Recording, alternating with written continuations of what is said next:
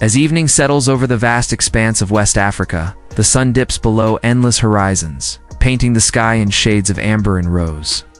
Somewhere in the distance, the Niger River whispers its ancient songs, carrying with it the stories of 1,000 years. The air grows cool and soft, filled with the gentle rustling of acacia trees and the distant sound of evening prayers carried on the desert wind. This is the world we are about to enter together, a world of golden sands and flowing rivers. Of caravans that moved like slow dreams across infinite landscapes, of markets where the scent of spices mingled with the quiet conversations of traders who had traveled from the ends of the earth. It is a world that existed 700 years ago, yet seems as timeless as the stars now beginning to appear in the darkening sky above us, in this peaceful twilight hour. We begin the story of a man whose name would echo through history, whose wealth would become legend, and whose journey would capture the imagination of the world. His name was Mansa Musa, and he ruled an empire that stretched across West Africa like a golden tapestry woven from desert sands and river valleys. From bustling cities to quiet villages where children played beneath baobab trees older than memory itself. But tonight, as we settle into this gentle narrative, we need not concern ourselves with the weight of history or the complexity of empire. Instead, let us simply drift on the evening breeze that carries us back through time, back to a world where life moved at the pace of walking camels and sailing dhows, where knowledge was preserved in the memories of griots and the careful script of scholars, where wealth was measured not just in gold and salt, but in the wisdom of teachers and the loyalty of friends. The medieval world of Mali was a place of contradictions that somehow lived in perfect harmony. It was a land where nomadic herders shared the same markets with settled farmers, where Islamic scholars debated theology in libraries while traditional storytellers wove tales beneath starlit skies, where the rhythms of daily life were measured by the call to prayer and the seasonal flooding of the great river that gave life to everything it touched. As darkness settles more completely over this ancient landscape, and the sounds of day give way to the gentle chorus of night, the distant drumming from villages, the soft lowing of cattle being led to their enclosures, the murmur of families gathering for evening meals, we prepare to follow the thread of one remarkable life. Through all its quiet moments and grand adventures, let the cooling air ease the tensions of your day as we embark on this journey together. Feel yourself settling into the rhythm of a different time, when urgency was unknown and every story unfolded with the patient grace of seasons changing. Rivers flowing and caravans making their slow way across horizons that seemed to stretch into eternity itself. Long before Mansa Musa drew his first breath, the lands that would become his empire already pulsed with their own ancient rhythms. The great bend of the Niger River had been nurturing civilizations for thousands of years, its seasonal floods bringing life to the surrounding savanna like a gentle benediction that arrived as predictably as sunrise. Picture, if you will, this vast landscape in the centuries before Musa's birth. The river itself was the great highway of West Africa, its waters carrying not just the vital silt that enriched the fields, but boats laden with goods and ideas from distant places. Along its banks, fishing villages had grown into towns, and towns had grown into cities, each one a small jewel strung along the water's edge. Like beads on a necklace of liquid silver, the geography of this land was a masterpiece of natural design. For those who knew how to read its secrets, to the south lay the forest regions thick with valuable woods and blessed with streams that carried flakes of gold worn from ancient rocks. Here, in clearings carved from the green twilight beneath towering trees, skilled miners worked in quiet concentration, panning the waters and digging careful shafts into earth that glittered with promise. As you traveled northward from these forest lands, the landscape gradually opened into savanna, vast grasslands, dotted with distinctive trees that provided shade for travelers and fodder for animals. The baobab trees, those magnificent giants, with trunks so wide that entire families could shelter within their hollow centers, served as natural landmarks and meeting places for communities scattered across the rolling plains. Further north still, the grasslands gave way to the edge of the Great Sahara Desert, where the art of survival required a different kind of knowledge entirely. Here lived the masters of the caravan trade, people who could read the desert like. Others read the pages of books. Who knew where to find water buried beneath seemingly barren sands? Who could navigate by stars and wind patterns across distances that would challenge modern travelers with all their technological aids. But Mali was more than just geography. It was a cultural crossroads where different ways of life met and mingled, like streams flowing into a great river. The original inhabitants of the land had developed sophisticated systems of agriculture, government, and trade long before the arrival of Islam. They grew millet and sorghum in fields that followed the ancient rhythms of rain and river, raised cattle and goats that provided not just food, but wealth and social status, and created works of art in bronze and terracotta that captured the essence of their spiritual beliefs.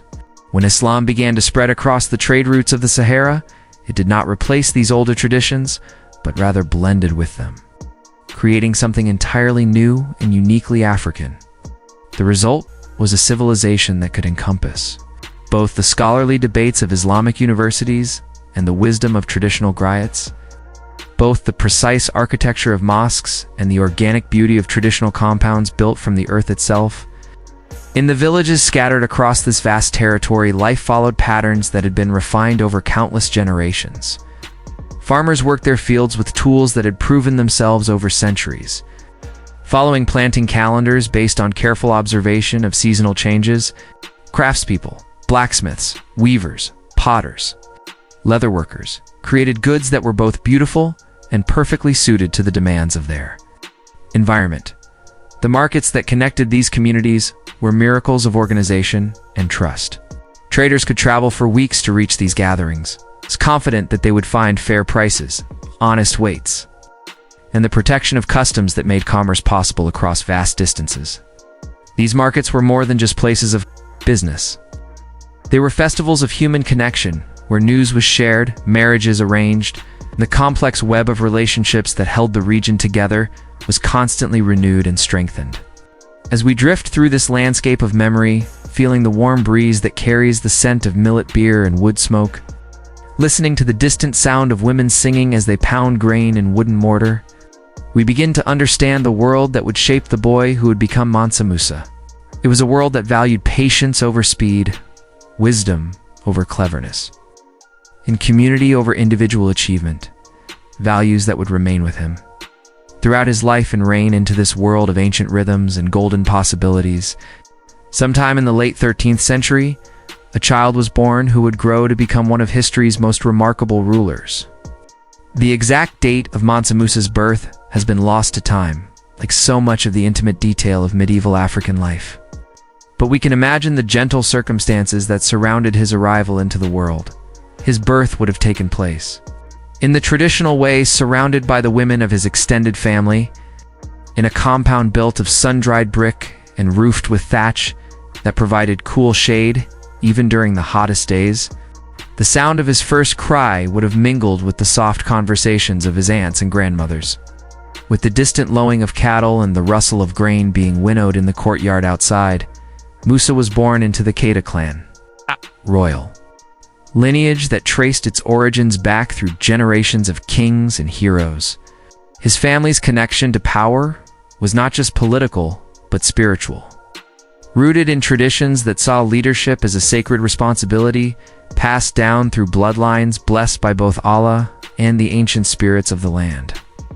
This was no accident of birth, but rather the continuation of a dynasty that had been carefully maintained through marriages, alliances, and the complex web of relationships that defined royal succession in medieval Mali.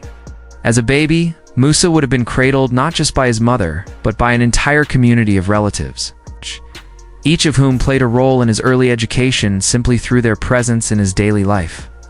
His ears would have been filled from birth with the sound of multiple languages, the local Mandinka spoken by his family, Arabic recited in prayers and scholarly discussions, the various tongues of traders and visitors who came to pay their respects to the royal household.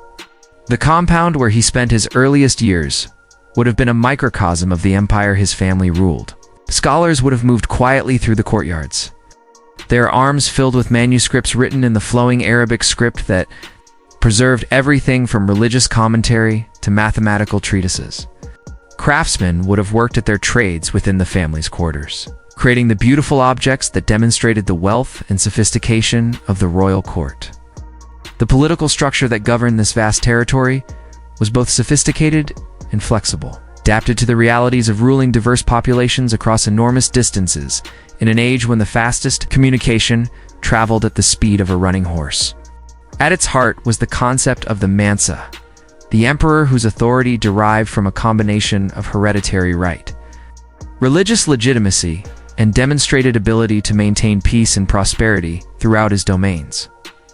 Under the Mansa's overall authority, empire was organized into provinces governed by appointed officials who owed their positions to royal favor but who also had to maintain the support of local populations. These provincial governors were typically drawn from local noble families, men who understood the particular needs and customs of their regions while remaining loyal to the central government. The system created a careful balance between imperial unity and regional autonomy that allowed the empire to accommodate tremendous diversity without fragmenting into independent kingdoms. The economic foundation of Mali's power rested on its control of the gold trade that linked sub-Saharan Africa to the broader medieval economy. The empire's southern provinces contained rich gold fields where skilled miners extracted the precious metal using techniques that had been refined over many generations. This gold was then transported northward along carefully protected trade routes to markets where it was exchanged for salt, horses, manufactured goods, other commodities that could not be produced locally. But Mali's prosperity was never entirely dependent on gold alone. The empire's agricultural heartland along the Niger River produced substantial surpluses of grain that fed not only the local population, but also the traders, soldiers, and administrators whose activities kept the complex machinery of government functioning smoothly. Cattle raising in the northern savanna regions provided another source of wealth, while various craft industries, metalworking, textile production, leather goods created items valued far beyond the empire's borders. The capital cities of Mali during this period were marvels of medieval urban planning, combining the practical necessities of administration and commerce with the cultural institutions that made Islamic civilization distinctive. The royal court at Niani, the empire's primary capital, was a cosmopolitan center where scholars, merchants, diplomats, and craftsmen from across the known world came to seek opportunity and patronage. These cities were not just political and economic centers, but also focal points for intellectual and cultural life. Libraries housed thousands of manuscripts on subjects ranging from religious commentary to mathematics, astronomy, and medicine. Schools attached to mosques provided education, not only for the children of the elite, but also for promising students from all levels of society who showed aptitude for learning. The royal court maintained griots, whose performances preserved the historical traditions and cultural identity of the empire's various peoples. The military organization that protected this prosperity was based on the loyalty of professional soldiers, supplemented by militia forces that could be called up from the various provinces when needed.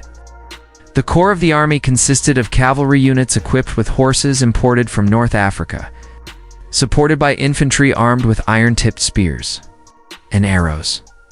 Military engineering had advanced to the point where Mali's armies could conduct siege warfare against fortified positions.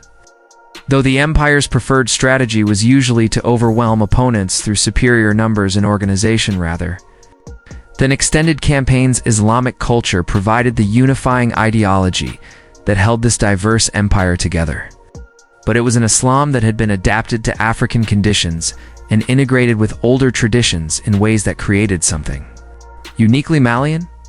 The 5 daily prayers marked the rhythm of official life throughout the empire. While Islamic law provided a common legal framework that facilitated trade and communication across ethnic and linguistic boundaries, yet traditional African religious practices and social customs continued to flourish alongside Islamic institutions, creating a cultural synthesis that was both authentically Islamic and distinctively African.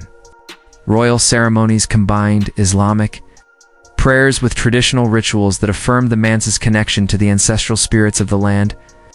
Court culture blended Arabic poetry and music with indigenous artistic traditions, Legal systems incorporated Islamic jurisprudence, while preserving customary laws that governed family relationships and local disputes. The international reputation of Mali during this period was already substantial, though it would reach even greater heights under Mansa Musa's later rule. Diplomatic relationships connected the empire to kingdoms across North and West Africa, while commercial ties extended to the Mediterranean world and beyond. Foreign visitors regularly arrived at the royal court, bringing with them news of distant lands and opportunities for expanded trade and cultural exchange. As young Musa observed this complex and prosperous society from his position within the royal family. He was learning invaluable lessons about the challenges and opportunities of imperial rule. He could see how the empire's strength depended not just on military power or natural resources, but on the more subtle arts of maintaining balance among competing interests, preserving unity while respecting diversity and projecting authority across vast distances through a combination of personal charisma and institutional effectiveness. The Mali he was preparing to inherit was thus already a remarkable achievement in medieval statecraft, a demonstration that African political genius was fully capable of creating and sustaining complex civilizations that could hold their own with any contemporary power. But it was also an empire with enormous untapped potential, waiting for a leader with the vision and energy to carry it to even greater heights of prosperity and influence. The path that led Musa to the throne of Mali was paved with the complex succession practices that governed medieval African kingship, where bloodline alone was never sufficient to guarantee power, and where the ultimate choice of ruler depended on a careful evaluation of candidates' character, ability, and support among the various groups that made up the empire's diverse population. When the time came for a new Mansa to be chosen, the decision rested with a council of senior officials, military commanders, religious leaders, and representatives of the major ethnic groups within the empire. This council deliberated carefully, knowing that their choice would shape the destiny of millions of people across a territory that stretched from the Atlantic coast to the bend of the Niger River, and from the edge of the Sahara to the forests of the south. Musa's selection was not a foregone conclusion, despite his royal blood and excellent preparation. Other members of the Keita clan had equally strong claims, based on their lineage and their own demonstrated abilities in military, administrative, or religious affairs. The council had to weigh not just the candidates' individual merits, but also their likely ability to maintain the delicate coalition of interests that held the empire together. What distinguished Musa from his rivals was not just his thorough education or his experience in provincial administration, but a quality of character that his contemporaries described as baraka, a blessing or spiritual power that manifested itself in wisdom, justice, and the ability to inspire loyalty in others. Those who knew him spoke of his patience in listening to different viewpoints, his skill in finding solutions to apparently intractable problems, and his deep commitment to the Islamic principles that provided the empire's moral foundation. Formal process of his elevation to the throne followed traditions that blended Islamic and pre-Islamic elements in ways that emphasized both his religious authority and his connection to the ancestral spirits of the land. The ceremony took place in the great courtyard of the royal palace, where representatives of all the empire's major groups gathered to witness the transfer of power and to pledge their loyalty to the new ruler. The regalia of kingship that was presented to Musa during his coronation included both Islamic symbols and traditional African emblems of authority. He received the royal turban that marked him as a Muslim ruler, but also the ancient spear and shield that connected him to the warrior traditions of his ancestors. The great drums that announced his accession to the throne carried messages across hundreds of miles, informing distant provinces that a new Mansa had assumed power and that tribute and loyalty were now owed to him. In his first address as Mansa, delivered in the patient, measured tones that would characterize all his public speaking, Musa outlined the principles that would guide his reign. He pledged to uphold Islamic law and to promote the religious learning that had made Mali famous throughout the Muslim world. He promised to maintain the military strength that protected the empire's borders and trade routes. Most importantly, he committed himself to the pursuit of justice for all his subjects. regardless of their ethnic background, religious beliefs, or economic status. Even as a very young child, Musa would have been aware that his life was different from that of ordinary children. Not because he was pampered or isolated, quite the contrary, but because every aspect of his upbringing was designed to prepare him for the enormous responsibilities he might one day inherit. His toys were often miniature versions of the tools of kingship. Small drums that echoed the great drums used to communicate royal commands. Toy swords that prepared him for his future role as military leader. Carved animals that taught him about the herds and flocks that represented much of his family's wealth. His early education began before he could walk properly. Not through formal lessons, but through the constant exposure to the conversations and activities of adults engaged in the business of governance. He would have absorbed, almost without realizing it, the complex etiquette of royal courts, the delicate art of negotiation that kept peace between different groups within the empire, and the deep respect for learning that characterized Islamic civilization in West Africa. The women of his family played crucial roles in shaping his early character. His mother and aunts would have taught him not just the practical skills of royal life, but the emotional intelligence necessary to rule effectively. They would have filled his ears with stories of ancestral kings who had faced difficult decisions with wisdom and courage, of queens who had maintained the stability of the realm through their diplomatic skills, and of the great heroes of Islamic history whose lives provided models for proper Muslim conduct as he grew from baby to toddler. Musa's world gradually expanded beyond the royal compound. He would have been taken to markets where he could observe the complicated dance of commerce that brought prosperity to his father's realm. He would have visited the workshops where master craftsmen created goods for trade with distant lands. He would have attended the mosque for prayers, absorbing not just religious instruction but the democratic spirit of Islamic worship, where princes and peasants stood side by side before Allah. His childhood was thus a careful balance between privilege and responsibility, between the security of royal protection and the constant awareness that his life belonged not just to himself, but to the people he might one day be called upon to serve. It was an upbringing designed to create not just a king, but a wise and just ruler who would understand both the burdens and the blessings of power.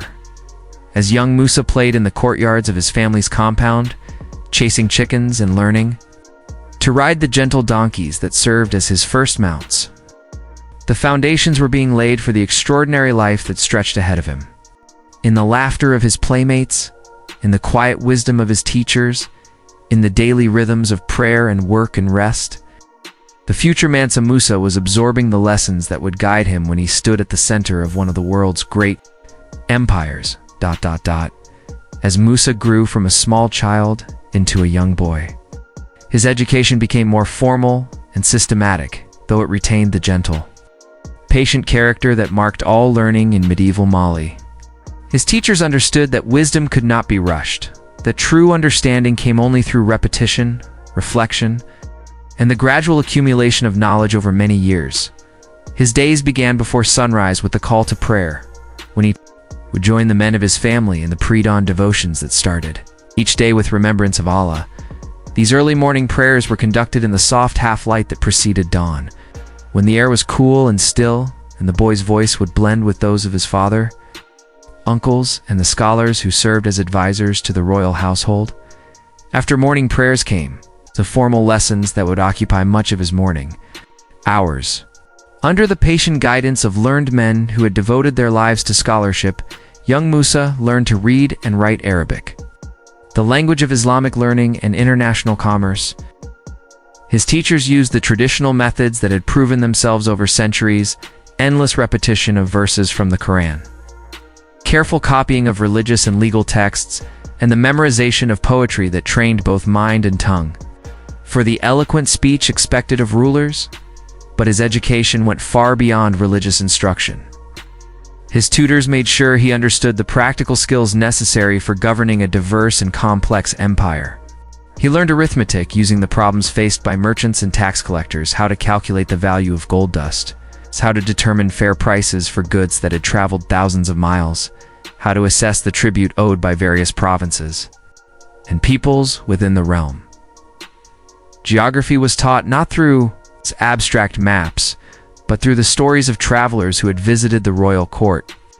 Old merchants would describe to the boy the different peoples who lived within his father's empire and beyond its borders, painting word pictures of the salt mines of Tagaza far to the north and the Sahara, of the gold fields to the south where rivers ran yellow with precious metal, of the great cities of North Africa where Islamic learning flourished in magnificent universities. His military training began early, but emphasized strategy and leadership rather than mere physical prowess. Experienced generals taught him how to read terrain, how to organize supply lines for armies moving across vast distances, how to motivate troops drawn from many different ethnic groups and traditions. He learned that successful warfare in the Sudanic belt required as much diplomatic skill as military might, since the loyalty of local chiefs could often determine the outcome of campaigns more decisively than superior weapons or numbers. Perhaps most importantly, his teachers made sure he understood the delicate art of justice that lay at the heart of successful kingship. He sat quietly in the back of audiences where his father and other senior members of the royal family heard disputes and rendered judgments. Absorbing through observation the patience required to listen to all sides of complex disagreements, the wisdom needed to find solutions that preserved social harmony, and the courage necessary to make difficult decisions when compromise was impossible. The religious dimension of his education was particularly rich and comprehensive. His Islamic teachers were men who had often traveled to the great centers of learning in North Africa and the Middle East, bringing back with them not just book knowledge, but personal experience of the wider Muslim world. They taught him the 5 pillars of Islam with careful attention to how these religious duties could be fulfilled by someone with the enormous responsibilities of kingship. He memorized not just the Quran but substantial portions of the Hadith, the recorded sayings, and actions of the Prophet Muhammad that provided guidance for every aspect of Muslim life. His teachers helped him understand how these religious principles applied to the practical challenges of governing a multi-ethnic empire where Islamic law had to coexist with older traditions that retained their power and relevance for many of his father's subjects.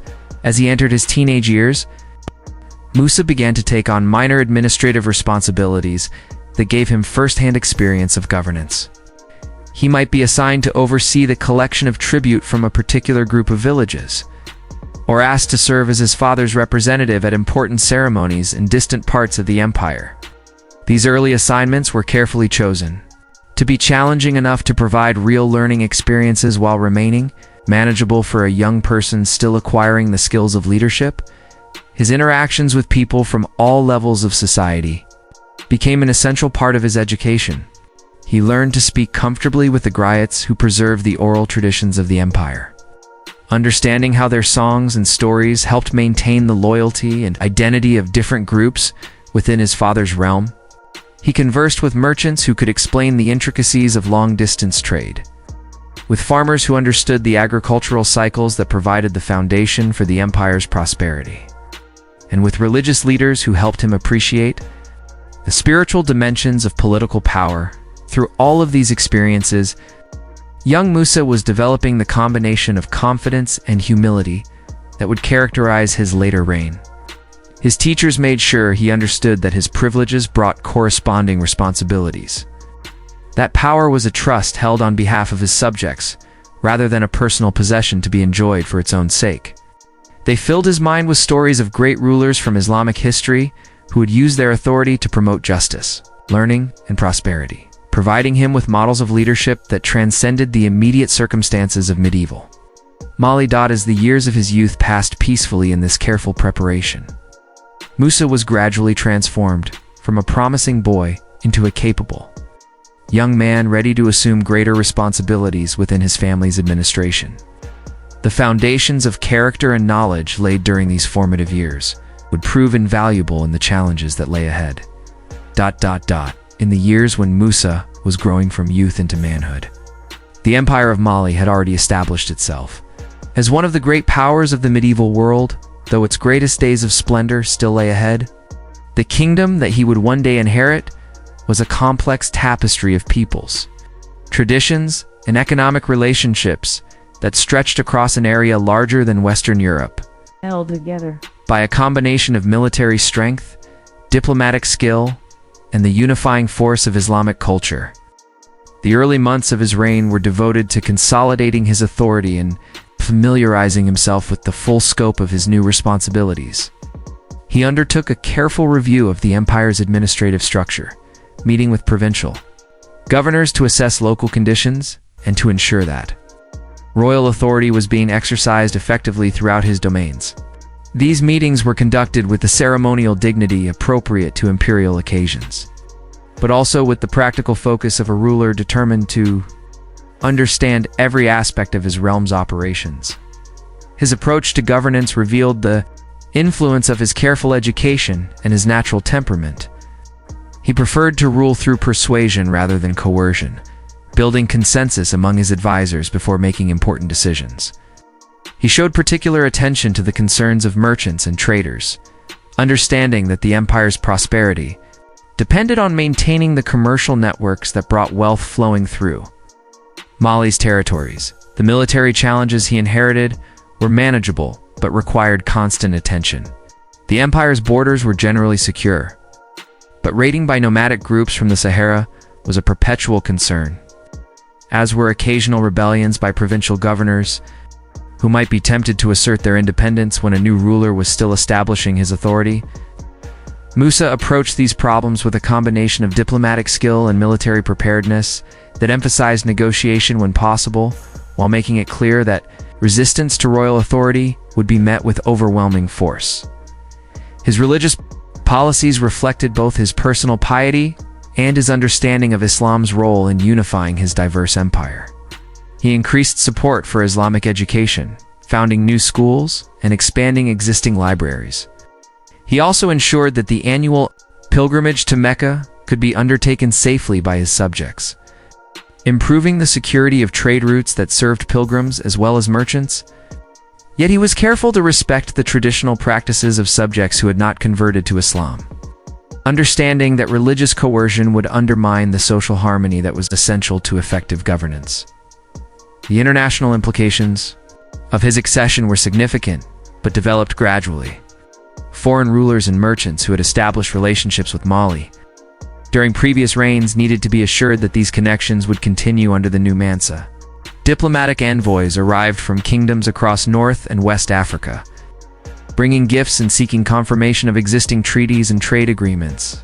As the first year of his reign drew to a close, Musa had successfully established himself as a worthy successor to the great rulers who had built Mali into a major power. His subjects had seen evidence of his wisdom in the decisions he made, his justice in the way he handled disputes, and his piety in his consistent observance of Islamic duties.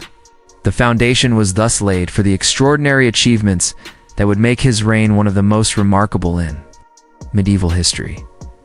But even as he settled into the routines of daily governance, Musa was already contemplating the great project that would define his legacy and transform his empire's place in the world. In the quiet moments of evening prayer, as he turned his face toward Mecca and recited the ancient words that connected him to Muslims around the world, he was beginning to plan the pilgrimage that would astound the medieval world and establish his fame for all time. Under Mansa Musa's careful stewardship, the wealth of Mali became legendary throughout the known world. Though the sources of this prosperity were as much the result of geographical blessing and cultural achievement as they were of the abundant natural resources for which the empire became famous. The riches that flowed through Mali's territories created a complex economy that supported not just the royal court but an entire civilization built on the foundation of long-distance trade. The gold that made Mali famous came primarily from the Bambouk and Bure goldfields in the empire's southern provinces, regions where skilled miners had been extracting precious metal for centuries before Musa's birth. These were not the industrial mining operations that modern readers might imagine, but rather careful, small-scale operations that followed gold-bearing streams and veins. With techniques that had been refined through generations of experience, the work of gold extraction was governed by elaborate customs and religious practices that reflected both Islamic influences and older African traditions. Miners would begin each day with prayers, asking for success and safety in their dangerous work.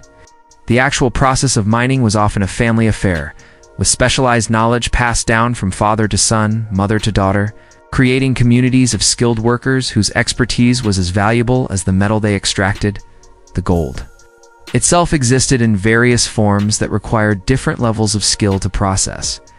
Gold dust could be panned from streams using techniques similar to those employed by miners around the world.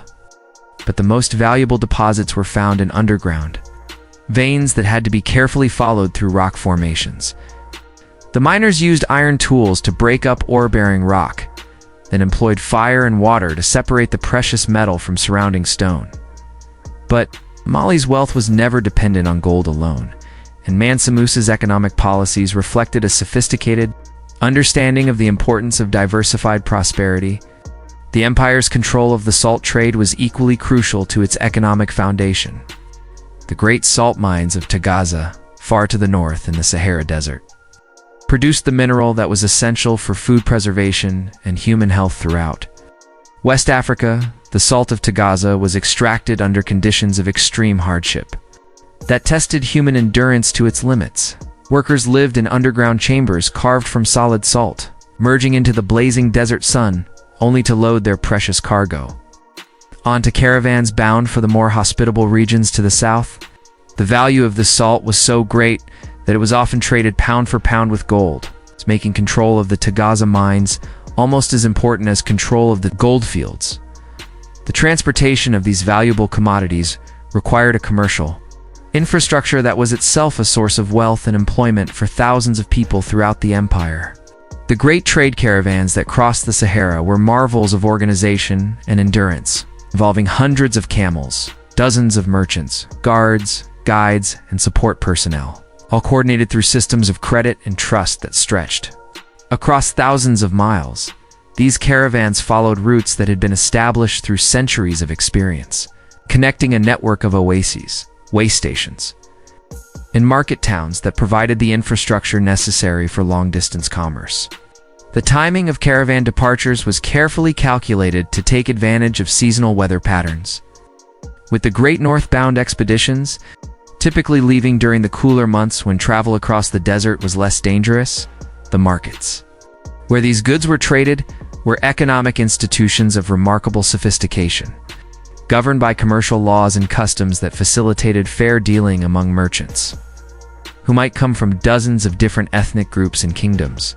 The Great Market of Walata, for example, was a cosmopolitan center, where Arabic-speaking merchants from North Africa met Mandinka traders from Mali's heartland, Songhai dealers from the Niger Bend, and Hausa businessmen from kingdoms further.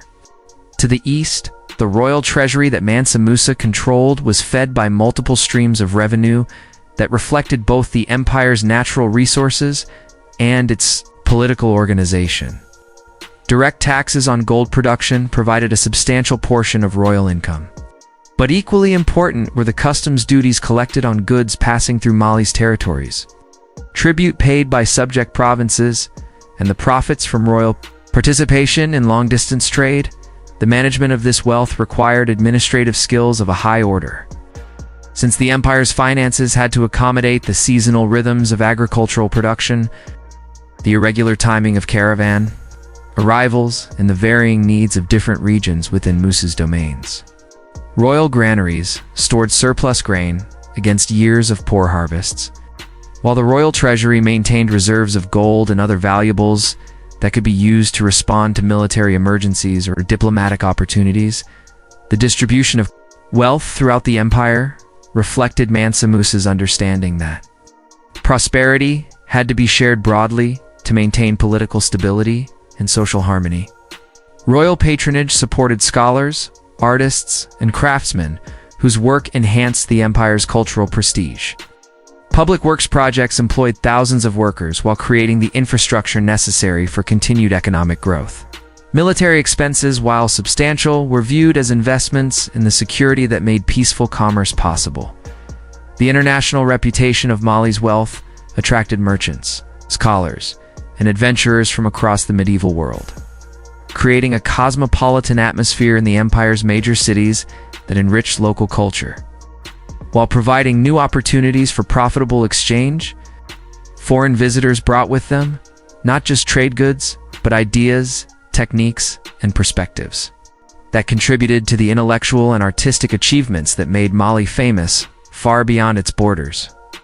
As Mansa Musa contemplated the great pilgrimage that was beginning to take shape in his mind, he had at his disposal resources that were perhaps unmatched by any contemporary ruler. But his wealth was not merely personal property to be enjoyed.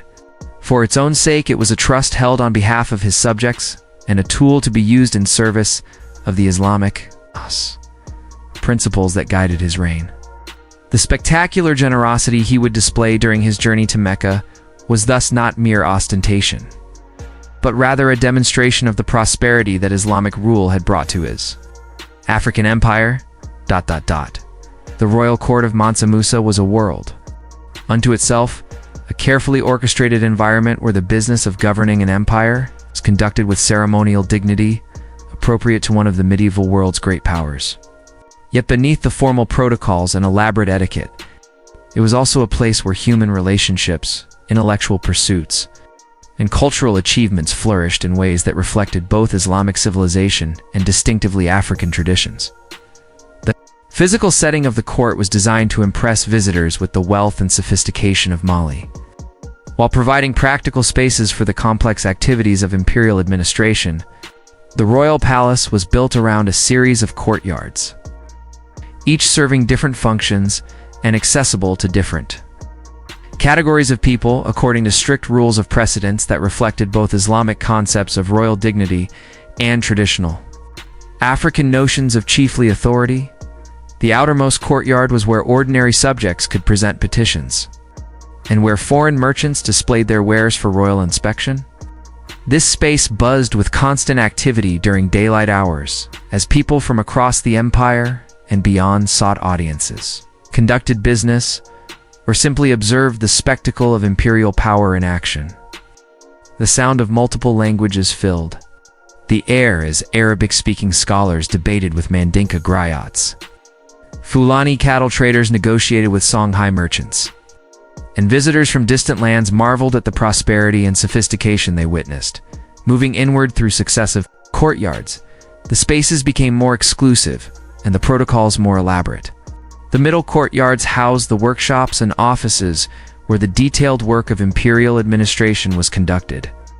Here, scribes maintained the records that tracked tribute payments from distant provinces, calculated the supplies needed for military expeditions, and preserved the correspondence that connected Mali to kingdoms and trading partners across Africa and beyond.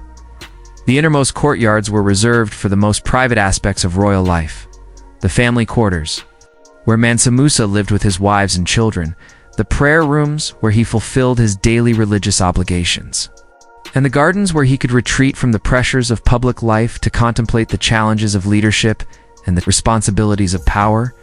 The daily routine of the court reflected the rhythm of Islamic observance, overlaid with the practical necessities of governance.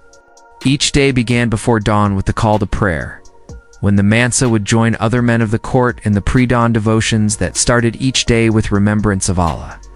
These early morning prayers were conducted with the same dignity and attention that marked all court ceremonies, but they also provided moments of spiritual reflection that helped the ruler maintain perspective on his worldly responsibilities.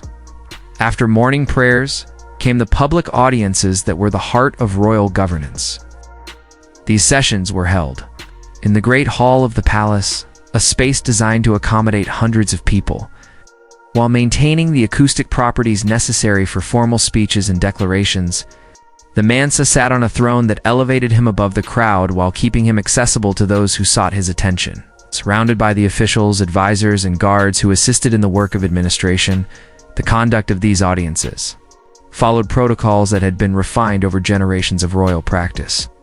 Petitioners approached the throne according to strict rules of precedence, with urgent matters of state taking priority over routine business. The Mansa listened to each case with the patient attention that his subjects expected, asking questions when clarification was needed, consulting with advisors when technical expertise was required, and rendering judgments that reflected both Islamic law and traditional concepts of justice. The intellectual life of the court was perhaps its most remarkable feature.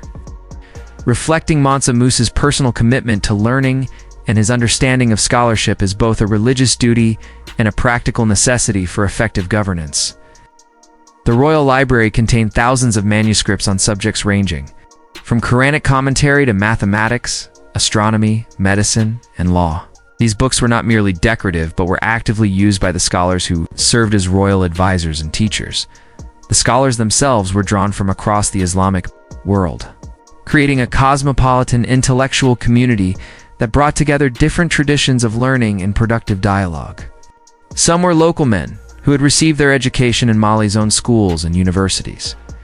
Others had traveled from the great centers of Islamic learning in North Africa, or Egypt, or the Middle East, bringing with them not just book learning, but personal connections to the broader world of Islamic scholarship. The cultural life of the court reflected the KOR successful synthesis of Islamic and African traditions that characterized Mali as a whole.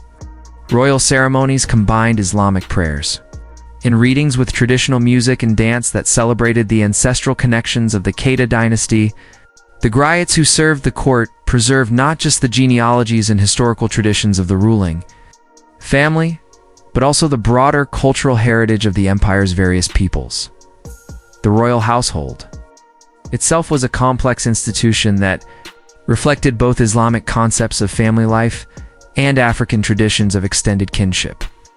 Mansa Musa's wives came from various noble families throughout the empire, creating marriage alliances that helped maintain political unity among different ethnic groups and regions. His children received educations designed to prepare them for potential roles in government, while the extended network of royal relatives provided a pool of trusted administrators for important positions throughout the empire. The economic life of the court was centered on the royal treasury, but it also encompassed a wide range of productive activities that contributed to both imperial finances and local prosperity. Royal workshops produced luxury goods that demonstrated the empire's wealth and artistic sophistication. Royal estates provided agricultural products that helped feed the court and created models of improved farming techniques. Royal participation in long-distance trade generated profits while extending Mali's commercial and diplomatic relationships. The hospitality of the court was legendary, reflecting both Islamic principles of generosity toward guests and African traditions of elaborate entertainment. Foreign visitors were housed, fed, and entertained at royal expense for as long as their business required. While their accounts of Mali's wealth and sophistication enhanced the empire's international reputation, these visits were not just diplomatic courtesies, but opportunities for cultural exchange that enriched Mali's intellectual and artistic life as evening approached each day. The public business of the court gave way to more private activities. Family meals shared in the intimate setting of the royal quarters, scholarly discussions that continued long into the night, and the personal prayers and contemplation that prepared the Mansa for the challenges of the following day. It was during these quiet evening hours that Mansa Musa increasingly found himself contemplating the great pilgrimage that would transform not just his own life, but his empire's place in the Islamic world. Among the many accomplishments that marked Mansa Musa's reign, none were more enduring or more significant for his empire's long-term development than his ambitious program of construction that transformed Mali's cities into centers of Islamic learning and architectural achievement. His vision as a builder reflected not just personal piety and royal magnificence, but a sophisticated understanding of how physical infrastructure could strengthen political unity and cultural identity throughout his diverse domains. The mosques that rose under his patronage were marvels of medieval architecture, combining Islamic architectural principles with local materials and building techniques in ways that created a distinctively West African style of religious construction. The Great Mosque of Timbuktu, perhaps the most famous of his architectural projects, exemplified this successful synthesis of influences and traditions. The construction of this mosque began with careful planning that involved not just architects and builders, but also religious scholars, who ensured that the building would meet all the requirements of Islamic worship while serving the broader community functions that mosques traditionally fulfilled.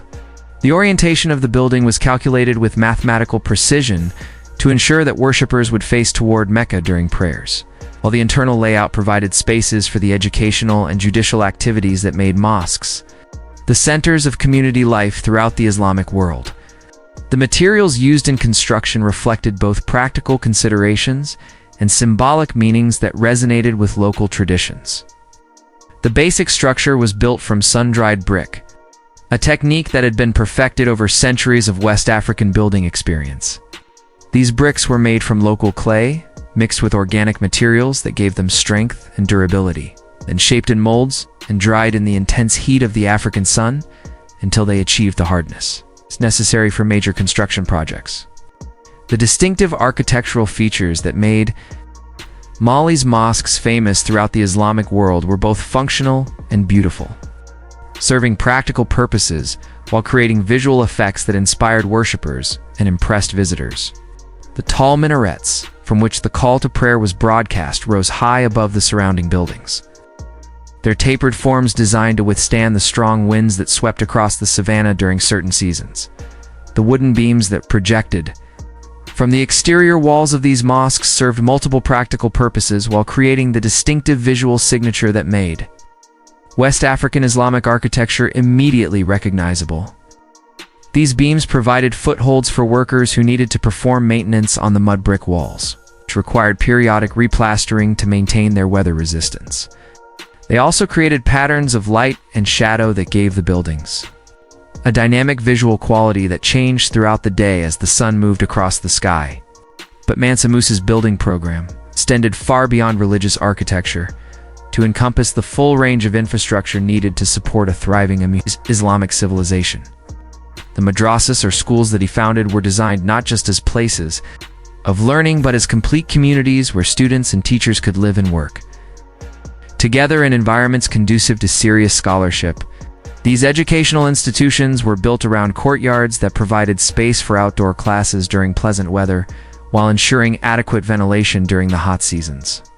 Student quarters were simple but comfortable, designed to accommodate young men who might spend years in residence while pursuing advanced studies.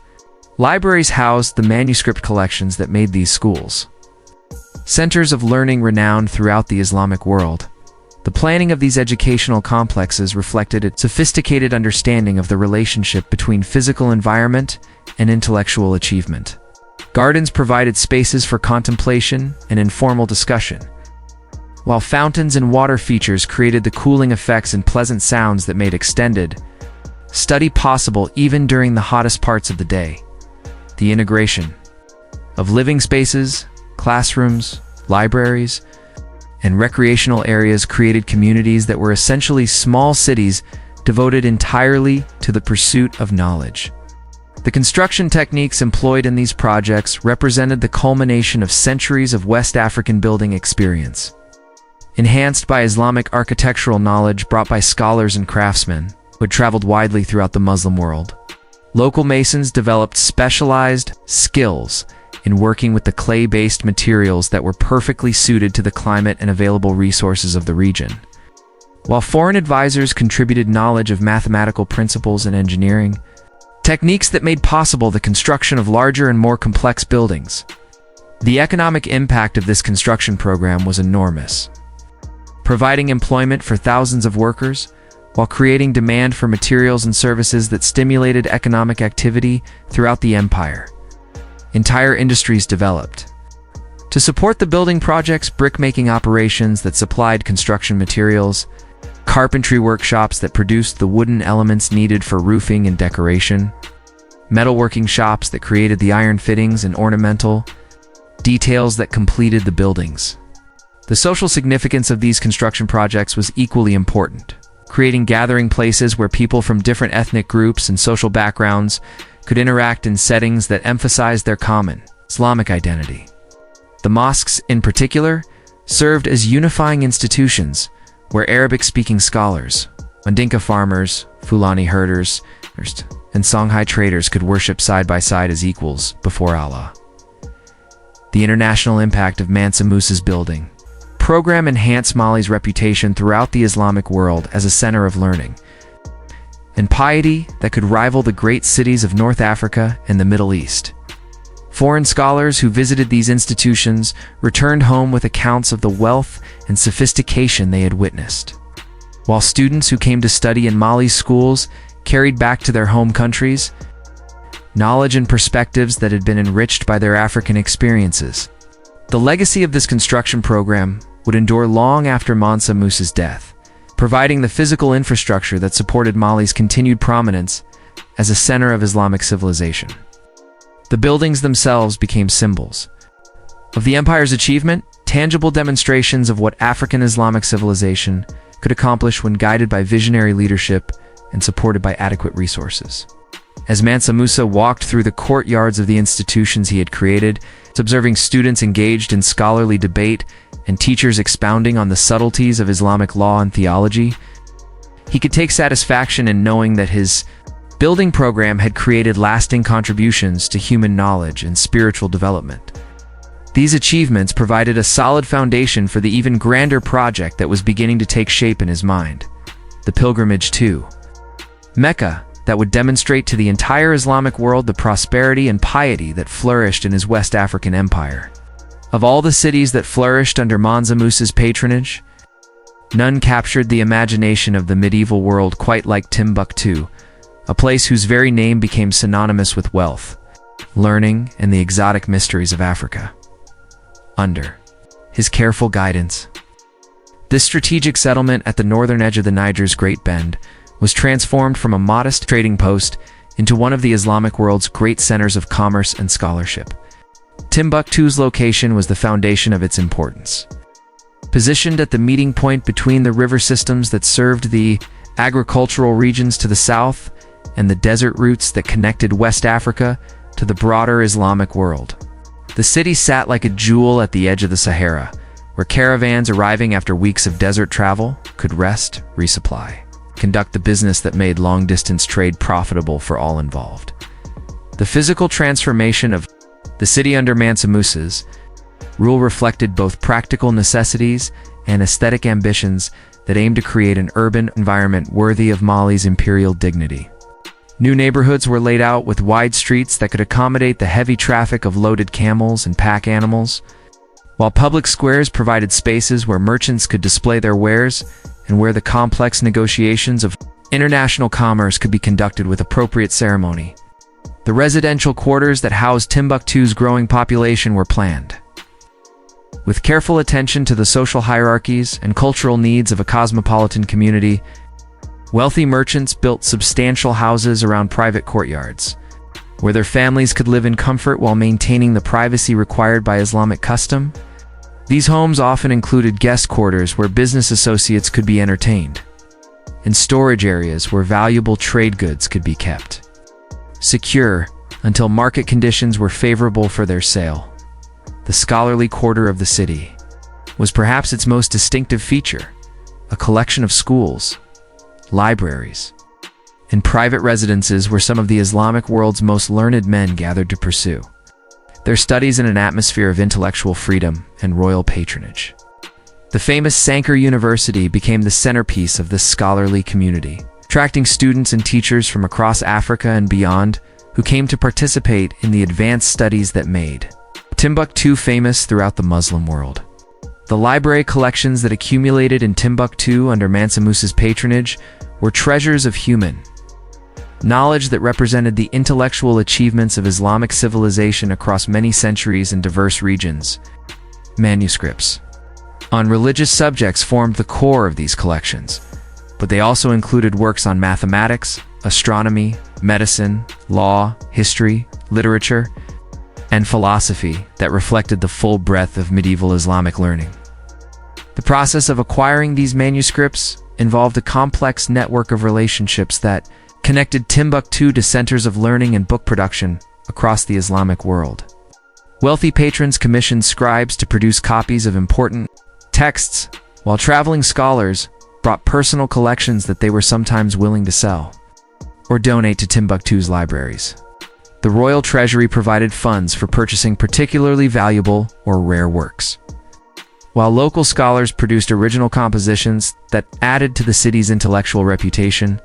The daily life of Timbuktu's scholarly community followed rhythms that balanced religious observance, formal instruction, and independent research in ways that created an environment uniquely conducive to serious intellectual work.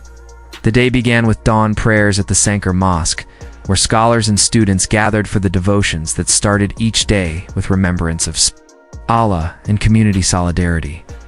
Morning hours were typically devoted to formal classes where senior scholars lectured on advanced topics to audiences that might include both local students and visitors from distant lands.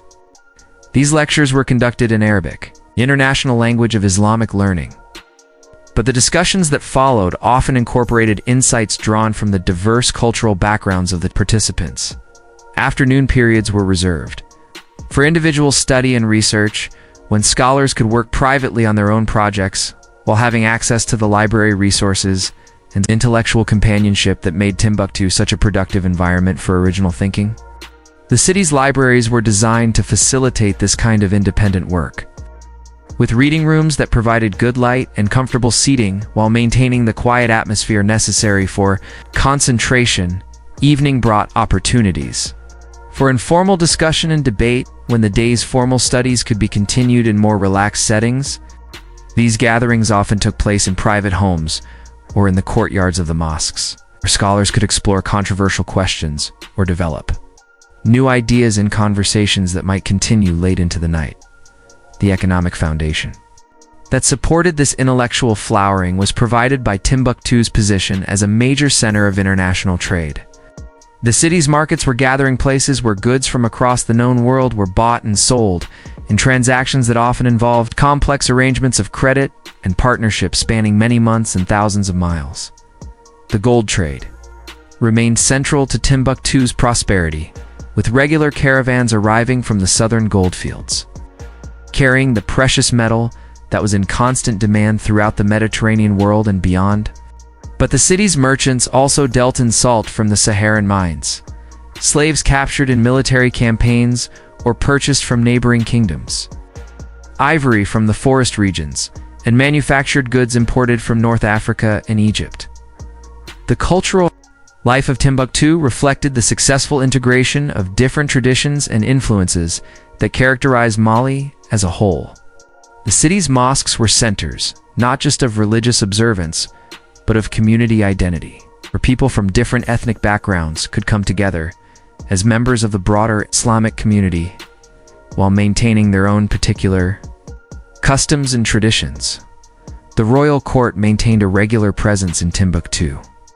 That demonstrated the importance Mansa Musa placed on the city's development, and that provided opportunities for direct interaction between the scholarly community and the highest levels of imperial government. These royal visits were occasions for elaborate ceremonies that displayed the wealth and dignity of Mali's empire, while creating opportunities for scholars to present their research and to request support for their projects. As Mansa Musa walked through the streets of Timbuktu during these visits, observing the bustling markets where merchants from across the known world conducted their business, listening to the scholarly debates that echoed from the courtyards of the Great Mosque, and reviewing the manuscript collections that represented the accumulated wisdom of Islamic civilization, he could take pride in knowing that his patronage had helped create one of the medieval world's great cities. The reputation that Timbuktu achieved under his rule would endure for centuries, making it a symbol of African achievement that challenged European assumptions about the intellectual and cultural capabilities of African societies. The city's golden age during Mansa Musa's reign provided a powerful demonstration of what could be accomplished when political leadership, economic resources, and intellectual ambition combined in pursuit of excellence. In the years following his successful consolidation of power and the flowering of Mali's cultural achievements, Mansa Musa began to contemplate the great pilgrimage to Mecca that would transform both his personal spiritual journey and his empire's place in the Islamic world. The decision to undertake the Hajj was not made lightly, for it involved enormous costs, complex logistics, and the temporary absence of the ruler from an empire that still faced various challenges and opportunities requiring imperial attention. Spiritual motivation for the pilgrimage was rooted in Mansa Musa's deep personal piety and his understanding of the Hajj as one of the 5 pillars of Islam that every Muslim who possessed the necessary means was obligated to fulfill. His education in Islamic theology had impressed upon him the significance of the pilgrimage as a transformative spiritual experience that connected individual believers to the global community of Muslims, while providing opportunities for personal purification and spiritual renewal. But the decision also reflected sophisticated political calculations about the benefits that such a journey might bring to Mali's international relations and internal unity. A successful pilgrimage would demonstrate to the Islamic world that Mali was ruled by a pious Muslim king whose wealth and power rivaled those of other great Islamic monarchs. It would provide opportunities to establish diplomatic and commercial relationships with rulers and merchants along the pilgrimage route, potentially opening new markets for Mali's gold and creating new sources of goods and ideas that could enrich the empire. The planning required for such an expedition was enormous, involving calculations about supplies, routes, timing, security, and diplomatic protocols that tested the administrative capabilities of Mali's government to their limits. The basic logistics were staggering, organizing provisions for a caravan that would eventually include thousands of people traveling over distances of more than 3,000 miles, through territories controlled by various rulers with whom diplomatic arrangements had to be made in advance. The selection of personnel for the pilgrimage reflected both practical necessities and symbolic considerations about how Mali should present itself to the outside world. The core of the expedition consisted of Mansa Musa himself, his immediate family members, and the senior officials whose administrative and military skills would be essential for managing such a complex undertaking. But the caravan also included scholars who could represent Mali's intellectual achievements, merchants who could explore new commercial opportunities, and craftsmen whose skills might be needed during the long journey. The preparation of supplies required careful calculation about the needs of the expedition balanced against the practical limitations of desert travel. Food had to be preserved for many weeks of travel while remaining nutritious and palatable under difficult conditions. Water supplies had to be calculated with precision, since the margin for error in desert travel was essentially zero. Camping equipment had to be sturdy enough to withstand harsh conditions while remaining light enough to be transported efficiently. The financial preparations for the pilgrimage involved marshaling resources that would demonstrate Mali's wealth. To every person who encountered the expedition, the gold that Mansa Musa planned to distribute during his journey represented not just personal generosity, but a calculated diplomatic strategy designed to create lasting impressions of Mali's prosperity and power. The sheer quantity of precious metal involved in these preparations was staggering even by the standards of medieval rulers, accustomed to displaying their wealth ostentatiously. The diplomatic preparations were equally complex, involving negotiations with the various rulers whose territories the caravan would traverse during its long journey to Mecca and back. These negotiations had to address questions of safe passage, supplies, protocol, and mutual courtesies that would ensure the expedition's success while enhancing Mali's diplomatic relationships throughout the region. The timing of the departure was calculated to take advantage of seasonal weather patterns while ensuring that the pilgrimage would arrive in Mecca during the appropriate period for performing the required rituals. The journey would have to be coordinated with the agricultural and administrative cycles of Mali itself, since the emperor's absence during crucial periods could create domestic problems that might undermine the empire's stability. The religious preparations involved not just personal spiritual exercises, but also arrangements for maintaining Islamic observances throughout the journey. Portable copies of the Quran had to be prepared for daily prayers and readings. Arrangements had to be made for the ritual ablutions required before prayers, even in desert conditions where water was scarce. The direction of Mecca had to be calculated for each stopping place along the route so that prayers could be properly oriented. The military preparations reflected the dangerous realities of long-distance travel in medieval Africa, where bandits, hostile tribes, and political instabilities could threaten even the most well-organized expeditions. A substantial military escort had to be organized, equipped, and provisioned for the entire journey. Weapons, armor, and other military supplies had to be prepared while remaining compatible with the peaceful nature of a religious pilgrimage. The cultural preparations involved selecting gifts and demonstrations that would appropriately represent Mali's achievements to the various audiences the expedition would encounter. Examples of Mali's finest craftsmanship had to be chosen for presentation to important rulers and religious figures. Griots and musicians had to be prepared to perform the traditional songs and stories that would help maintain group morale during difficult periods of travel, while also providing entertainment that could enhance Mali's cultural reputation. As the final preparations neared completion and the departure date approached, Mansa Musa found himself contemplating not just the immediate challenges of the journey ahead, but also the broader significance of what he was about to undertake. The pilgrimage would test his personal faith, his leadership abilities, and his empire's resources in ways that could not be fully anticipated in advance. The evening before departure, as he completed his final prayers in the familiar surroundings of his palace mosque, Mansa Musa was acutely aware that he was about to embark on an adventure that would transform not just his own life, but the way the outside world understood the achievements and potential of his African empire. The journey that lay ahead would become one of the most famous expeditions in medieval history. But for now, it remained a leap of faith into an uncertain future. The great pilgrimage caravan that departed from Mali in the early months of 1324 was unlike anything the medieval world had ever seen. A procession of such magnificence that it would be remembered and discussed for centuries afterward. As the expedition began its long journey eastward toward Mecca, it carried with it not just the hopes and prayers of Mansa Musa and his companions, but the reputation and dignity of an entire empire. The caravan that slowly formed up for departure from the capital represented a careful balance between practical necessity and symbolic display. Its heart was a core of experienced travelers who understood the challenges of desert travel and the requirements of Islamic pilgrimage. But surrounding this practical foundation was an elaborate demonstration of wealth and power designed to create lasting impressions on everyone who encountered the expedition during its long journey. The camels that carried the expedition's supplies, numbered in the thousands, their loads carefully distributed to ensure both efficient transport and impressive display.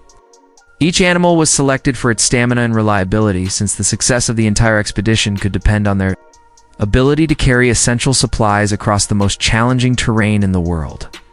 The sight of this enormous caravan train stretching across the landscape would have been visible from many miles away, announcing the approach of something extraordinary to anyone who happened to observe its progress. The organization of daily life within such a massive expedition required administrative skills of the highest order. Each morning brought the complex task of breaking camp, loading supplies, and organizing the day's march in ways that maintained both security and efficiency. The order of march had to accommodate the different needs and capabilities of various groups within the caravan, while ensuring that essential supplies remained accessible and that the expedition maintained its defensive capabilities against potential threats. The rhythm of travel was dictated by the harsh realities of desert conditions and the biological limitations of both humans and animals. The caravan typically began moving well before dawn, taking advantage of the cooler morning hours when both people and animals could travel more comfortably. The midday halt provided essential rest during the hottest part of the day, when travel became not just uncomfortable, but potentially dangerous for those unaccustomed to desert conditions. The evening encampment was a daily miracle of organization that transformed the empty desert into a temporary city, complete with all the facilities necessary for the caravan's complex needs. Tents were erected according to strict protocols that reflected both practical security requirements and social hierarchies that had to be maintained. Even under the challenging conditions of desert travel, cooking fires were lit, animals were tended, and the various groups within the expedition settled into routines that provided both rest and preparation for the following day's challenges. The navigation required for crossing such vast distances, without modern instruments, depended on traditional knowledge and techniques that had been refined over centuries of desert travel. The expedition's guides were masters of an ancient art that combined careful observation of natural phenomena with inherited knowledge of routes, water sources, and seasonal conditions that could make the difference between success and disaster. Social dynamics within the caravan reflected the complex relationships that existed within Mali's imperial society, but adapted to the special conditions and shared challenges of pilgrimage travel. The formal protocols of court life had to be maintained even under circumstances that tested everyone's patience and endurance. Yet the shared hardships and common purpose of the pilgrimage also created opportunities for interactions that would have been impossible under normal court conditions. The religious observances that marked each day provided both spiritual focus and practical routine that helped maintain group cohesion under challenging circumstances. The 5 daily prayers created regular intervals that structured the expedition's schedule while reminding all participants of the sacred purpose that justified the enormous costs and risks of their journey. Evening gatherings for communal prayers and Quranic recitation provided opportunities for spiritual reflection and group solidarity that strengthened the bonds holding the expedition together. The encounters with local populations along the route were carefully managed diplomatic events that served multiple purposes for both the expedition and the communities they visited. These meetings provided opportunities to resupply the caravan while demonstrating Mali's wealth and power to audiences. Throughout North Africa, they also created chances for gathering information about conditions ahead while establishing relationships that might prove valuable for future commercial and diplomatic contacts. The crossing of the Sahara itself was the expedition's greatest challenge, a test of endurance, an organization that pushed both human capabilities and logistical planning to their limits. The desert presented a landscape of almost supernatural beauty and terror, where the slightest miscalculation could have catastrophic consequences for thousands of people dependent on careful planning for their very survival. The psychological challenges of desert travel were as demanding as the physical hardships, requiring mental discipline and spiritual resources that tested the faith and determination of even the most committed pilgrims. The seemingly endless expanse of sand and rock could create feelings of insignificance and despair that had to be countered by constant reminders of the expedition's sacred purpose and the spiritual rewards that awaited successful completion. Of the pilgrimage, the gradual approach to Egypt marked a major milestone in the expedition's progress. As the familiar challenges of desert travel gave way to the different but equally complex requirements of diplomatic protocol in one of the Islamic world's most sophisticated societies, the anticipation that built during the final weeks of travel toward Cairo was tinged with both excitement about reaching an important stage of the journey and anxiety about the diplomatic challenges that awaited the expedition in one of the medieval world's great capitals as the expedition finally approached the Nile Valley after months of travel. Mansa Musa and his companions could reflect with satisfaction on their successful navigation of the journey's most dangerous phase. But they were also acutely aware that the most significant challenges still lay ahead. As they prepared to present themselves and their empire to audiences whose reactions would shape reputation throughout the Islamic world for generations to come. The arrival of Mansa Musa's pilgrimage caravan in Cairo created a sensation that would be remembered and discussed throughout the Islamic world for decades to come. The Mamluk capital was no stranger to displays of wealth and power, having served as the seat of one of the medieval world's most sophisticated governments and as a stopping point for pilgrims and traders from across the known world. But nothing had prepared the city for the extraordinary spectacle that accompanied the Mali emperor's visit. The scholarly opportunities that Mecca provided were as valuable to Mansa Musa as the spiritual exercises. Since the holy city served as a gathering place for Islamic intellectuals from throughout the Muslim world, the discussions and debates that took place among pilgrims during rest periods between ritual activities created opportunities for theological and philosophical exchanges that enriched understanding and established relationships that would continue long after the pilgrimage ended. The encounter with pilgrims from other African Muslim societies was particularly significant for Mansa Musa, providing opportunities to learn about Islamic developments in regions that shared some of Mali's characteristics. while facing different challenges and opportunities. These meetings helped place Mali's achievements in broader contexts while suggesting new possibilities for cooperation and exchange among African Muslim communities. The ritual activities at Mount Arafat, where pilgrims gathered for the culminating ceremonies of the pilgrimage, provided the spiritual climax of Mansa Musa's long journey. The day of standing at Arafat was understood by Muslims as a foretaste of the Day of Judgment, when all humanity would gather for divine reckoning. And the emperor's participation in this ritual represented both personal, spiritual purification and symbolic preparation for the ultimate accountability that awaited all believers. The generosity that Mansa Musa displayed during his stay in Mecca followed the same patterns that had characterized his visit to Cairo.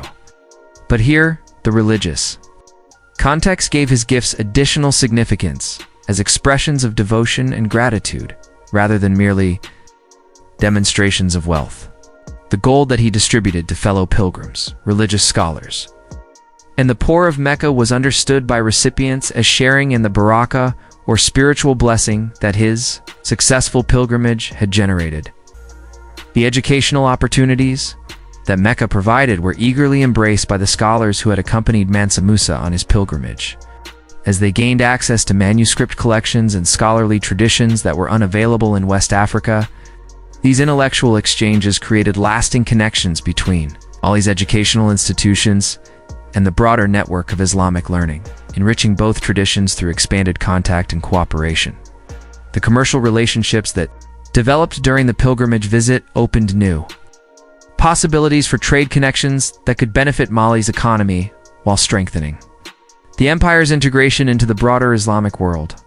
The merchants who had accompanied the expedition established contacts with traders from throughout the Muslim world, creating networks that would facilitate expanded commerce for many years to come.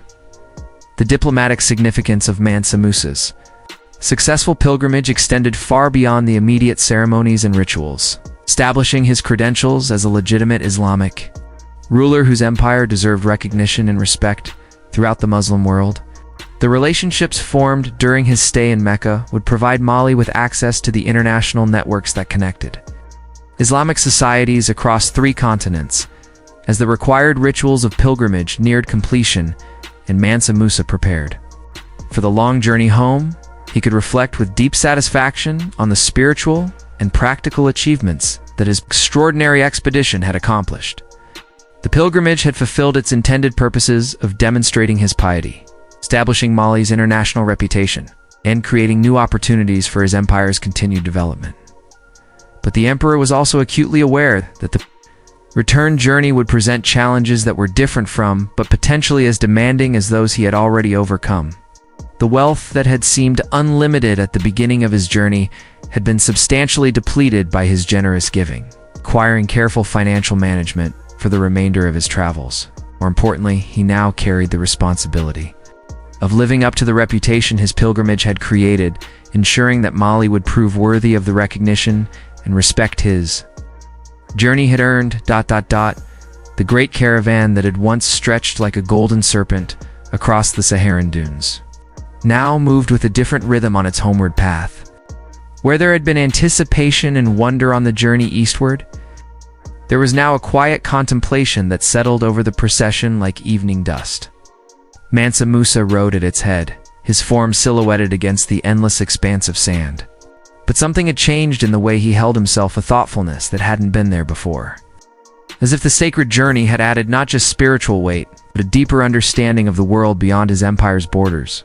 The camels' bells rang softer now, their bronze voices carrying across the desert with a gentler cadence.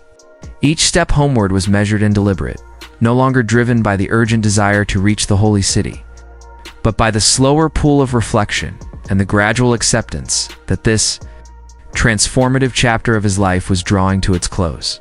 The sand beneath their feet seemed different somehow, just the granular remains of ancient rocks, but the accumulated memory of countless pilgrims who had walked this path before them, carrying their own prayers and revelations back to distant lands in the cooling hours of each evening.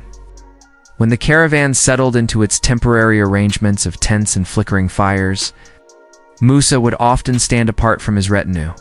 He would gaze westward, toward the lands of Mali that waited beyond the horizon, and in those quiet moments, the lessons of his pilgrimage would wash over him like the gentle night breeze that stirred the desert grasses. He had seen the great libraries of Cairo, where scholars from across the known world gathered to share knowledge that transcended the boundaries of kingdoms and faiths. He had walked the same paths as the prophet, had touched stones worn smooth by millions of faithful hands, had felt himself become part of something infinitely larger than even his vast empire. The conversations around the evening fires had changed, too. Where once there had been excited speculation about what lay ahead, now there were thoughtful discussions about what they had witnessed. The scribes and advisors who traveled with the emperor spoke in hushed tones about the architectural marvels they had seen, the irrigation systems that turned desert into garden, the trade routes that connected distant continents like arteries, carrying the lifeblood of commerce and culture. These weren't merely tales to be recorded in the royal chronicles. They were blueprints for transformation. Visions of what Mali might become, as the days melted into one another with the slow inevitability of sand settling in an hourglass.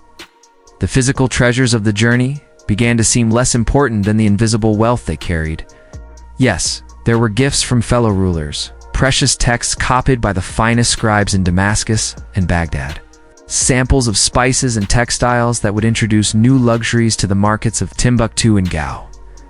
But the true riches lay in the connections forged, the perspectives gained, the quiet confidence that came from having stood as an equal among the great leaders of the Islamic world. The desert nights on the return journey seemed deeper somehow, stars more numerous and bright. In those hours when sleep eluded him, Musa would emerge from his tent and walk slowly among the slumbering forms of his companions. The sand was cool beneath his feet, and the silence was profound, not the empty quiet of a void, but the rich silence of a space filled with dreams and possibilities. He thought of the mosques he would build, not just as monuments to his piety, but as centers of learning where the knowledge he had encountered would take root and flourish. He envisioned scholars arriving in Mali, drawn by stories of a king who valued wisdom as much as gold, who understood that true wealth lay not in what could be counted and stored, but in what could be shared and multiplied through teaching. The caravan's pace had slowed even further as they moved deeper into the familiar territories. There was no urgency now, no schedule to maintain. Each day's journey was determined not by distance to be covered, but by the natural rhythm of rest and movement that the desert imposed on all travelers. They would rise with the first pale light of dawn when the air was still cool and sweet, and travel through the gentle hours of morning. As the sun climbed higher and the heat began to shimmer off the dunes, they would seek shade and rest, waiting for the forgiving embrace of evening before continuing their westward progress. In these quiet interludes, sheltered beneath makeshift canopies or in the shadow of rock formations, Musa would often find himself in conversation with the scholars and holy men who had joined his entourage for the return journey. These were men of learning from distant lands, drawn by tales of Mali's wealth and the wisdom of its ruler. They spoke of mathematics and astronomy, of poetry and philosophy, of the great questions that had occupied human minds since the dawn of civilization. Their voices were soft in the desert heat, and their words seemed to hang in the air like incense, creating an atmosphere of contemplation and discovery. The landscape itself seemed to be teaching them patience. The endless repetition of dunes and valleys, the way shadows shifted and changed throughout the day, the gradual transformation of the sky from the pale blue of morning through the deep azure of midday to the golden crimson of evening, all of it moved with a stately deliberation that could not be hurried or forced. It was a rhythm as old as the earth itself, and in surrendering to it, the returning pilgrims found a peace that no amount of gold could purchase. As they drew closer to the borders of Mali, subtle changes in the landscape began to mark their progress. The desert gradually gave way to scrubland, and occasional acacia trees provided welcome shade and the promise of more abundant life ahead. Water became less precious, springs more frequent. The very air seemed to carry different scents. Hints of vegetation, the distant promise of rivers and fertile soil, but these changes came slowly, almost imperceptibly. Ow. Like the turning of seasons or the gradual lightning that precedes dawn. The rhythm of their days had become a meditation in itself. Wake with the sun, break camp with unhurried efficiency. Walk through the cooling hours while sharing quiet conversation or comfortable silence. Rest through the heat of the day, continue in the golden light of afternoon and evening, then settle. Once more as darkness fell and the stars emerged in their ancient patterns. It was a cycle that honored both the harsh demands of the desert and the human need for reflection and rest. And in this rhythm, this slow return to the lands he ruled, Mansa Musa found himself changing. The king who had set out on pilgrimage had been mighty and wealthy, known throughout his realm for his power and generosity. The man who now traveled homeward carried those same attributes, but they were tempered now with something else, a deeper understanding of responsibility. A clearer vision of what leadership meant in a world where knowledge and faith were as valuable as any treasure that could be mined from the earth or traded in the marketplace. The news of Mansa Musa's return spread across Mali like ripples in a still pond, carried by traders and travelers who had glimpsed his caravan on the final approaches to the capital. But it wasn't merely the emperor's homecoming that stirred. Excitement throughout the empirate was the transformation that everyone could sense, as if the very air itself had been charged with new possibilities. The pilgrimage had ended, but its afterglow would illuminate Mali for generations to come. In the weeks following his return, subtle but profound shift began to manifest throughout the kingdom. It started with the scholars. Where once Mali's courts had hosted learned men primarily from within the region, now there was a steady trickle of visitors from distant lands, astronomers from Baghdad, mathematicians from Cairo, philosophers from Cordoba, poets from Damascus. They came not as supplicants seeking patronage, but as colleagues drawn by tales of an African king who valued wisdom as much as gold, who had walked among the great centers of learning and returned with a vision of what his own kingdom might become. The first of these scholarly visitors arrived on a cool morning. When the harmattan winds carried the scent of distant places, they were travel-worn, but dignified, their modest robes dusty from the long journey across the Sahara. Their eyes bright with the particular intensity that marked those who lived for knowledge rather than comfort. Musa received them not in the formal throne room, where he conducted affairs of state, but in a more intimate chamber where cushions were arranged in a circle and mint tea steamed in delicate glasses, creating an atmosphere more suited to dialogue than audience. These early conversations were tentative, each party taking the measure of the other. The visiting scholars spoke carefully at first, unsure how their academic discussions might be received. By an African potentate whose reputation in the Islamic world was built primarily on his legendary wealth. Tea was replenished, as questions were posed and answered with growing confidence. Something remarkable began to emerge. Here was a ruler who could discuss the philosophical implications of mathematical proofs, who understood the astronomical calculations that governed the Islamic calendar, who had read widely in poetry and law, and could hold his own in debates that ranged from the practical to the sublime. Word of these gatherings spread through the scholarly networks that connected the Islamic world, traveling along the same routes that carried merchants and pilgrims. Letters were written, copied, and passed from hand to hand, describing not just Mali's material wealth that was already legendary, but something far more intriguing.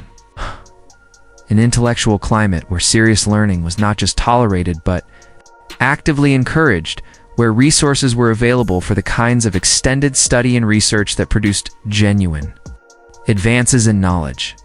The physical transformation of the empire began to manifest alongside this intellectual flowering.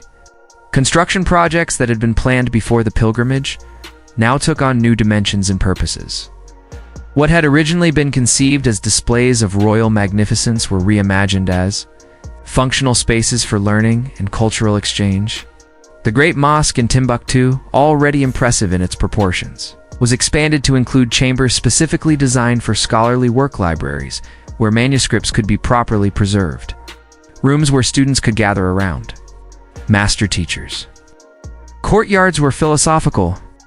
Debates could continue long into the cool evening hours. The building process itself became a form of cultural dialogue. Musa had returned with detailed observations of architectural techniques he had witnessed in Egypt and the Holy Land. And these innovations were adapted to the materials and climate of Mali. Local craftsmen worked alongside artisans who had made the pilgrimage journey, sharing knowledge of construction methods that blended traditional Malian styles with influences from across the Islamic world. The result was a uniquely Malian architectural language that spoke of both deep local roots and cosmopolitan awareness. But perhaps most remarkably, this transformation wasn't limited to the capital cities. The trade routes that had always been, Mali's economic lifelines now carried more than gold and salt. They became conduits for ideas, carrying manuscripts and mathematical instruments, astronomical tables and poetic works, medical texts, and philosophical treatises. Merchants who had once dealt exclusively in material goods found themselves handling a new kind of cargo knowledge itself, packaged in carefully wrapped scrolls and bound, volumes that were often more valuable than their weight in precious metals. In Gao and Walata, in Jen, and throughout the tributary cities of the empire, local rulers began establishing their own centers of learning, creating a network of intellectual activity that strengthened Mali's connections with the broader Islamic world. Young men from noble families, who had traditionally been trained primarily in warfare and administration, now found themselves studying Arabic literature and Islamic law, mathematics and natural philosophy, preparing themselves to participate. In a more complex and interconnected world, the changes weren't limited to formal education. Throughout Mali, there was a gradual but noticeable shift in the rhythms of daily life. Conversation in the markets took on new dimensions as traders shared not just news of prices and political developments, but accounts of wonders they had witnessed or heard describe: the great libraries of Baghdad, irrigation systems of Egypt, the architectural marvels of Mecca and Medina. These stories were told and retold, embellished and refined, becoming part of Mali's collective imagination and subtly altering how its people understood their place in the larger world.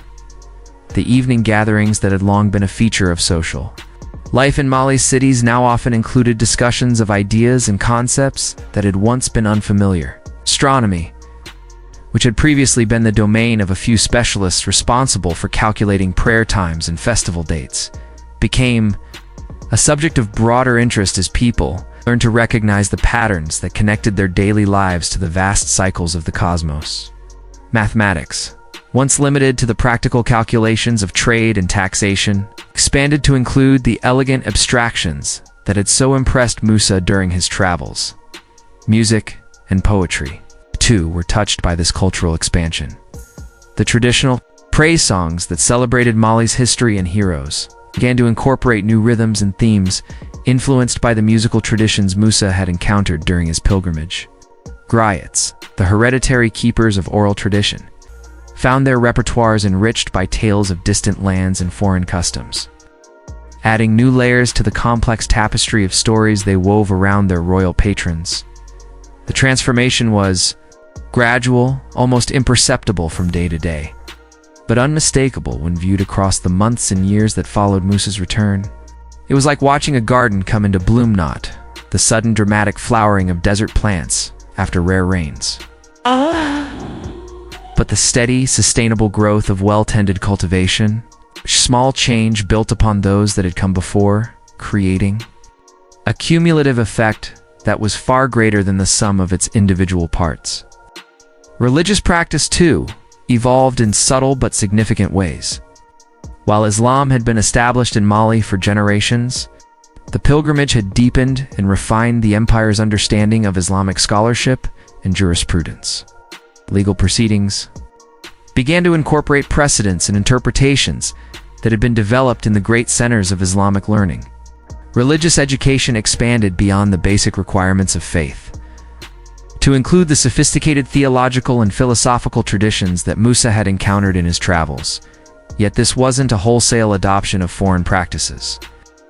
rather a thoughtful integration that respected Mali's unique cultural context. The Islamic traditions that took root were those that could flourish in Malian soil, adapted to local customs and needs, while maintaining their essential character.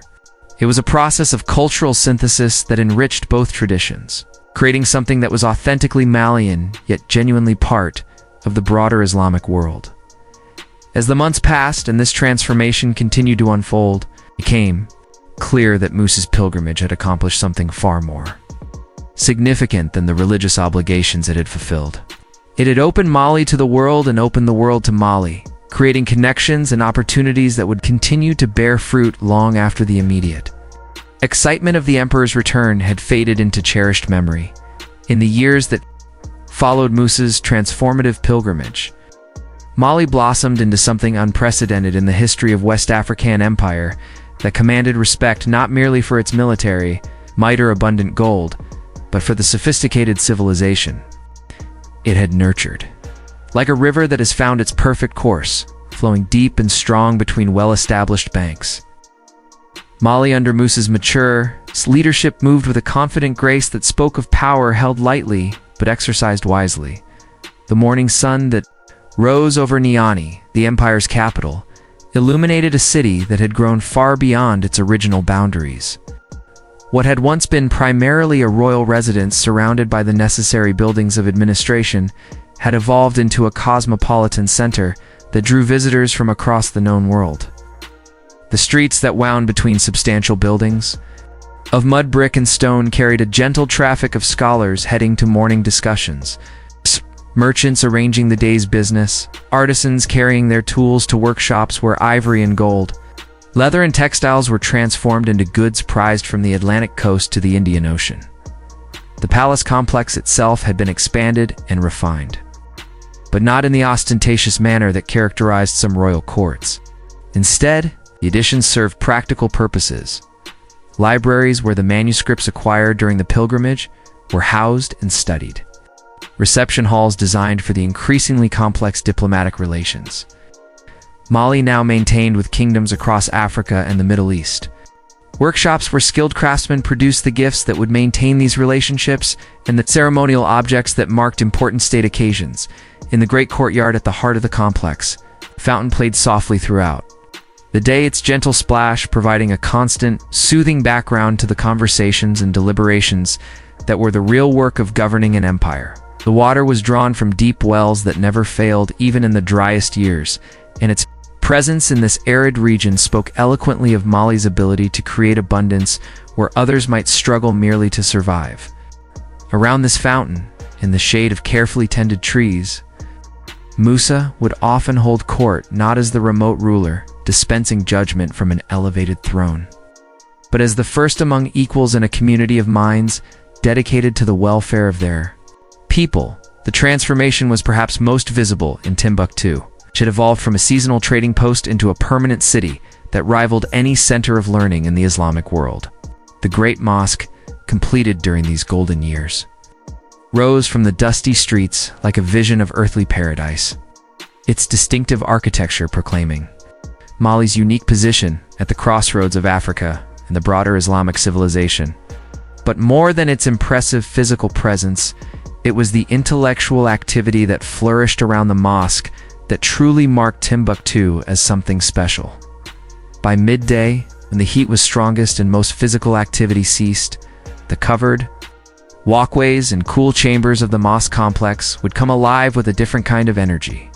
Here, scholars from Mali worked alongside visitors from distant lands, copying manuscripts, debating fine points of law and theology, conducting the mathematical calculations that governed everything from architectural proportions to trade route distances. The soft scratch of reed pens on paper and the murmur of quiet discussion created an atmosphere of concentrated learning that continued throughout the day. Pausing only for the 5 daily prayers that punctuated Islamic life, the libraries that had grown up around these centers of learning housed collections that were beginning to rival those of Baghdad and Cairo.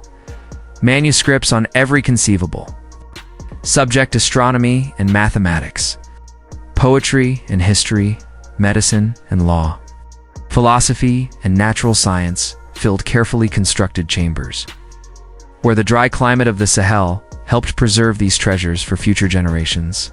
Some had been acquired during Musa's pilgrimage, gifts from fellow rulers, or purchases from the great book markets of the Middle East.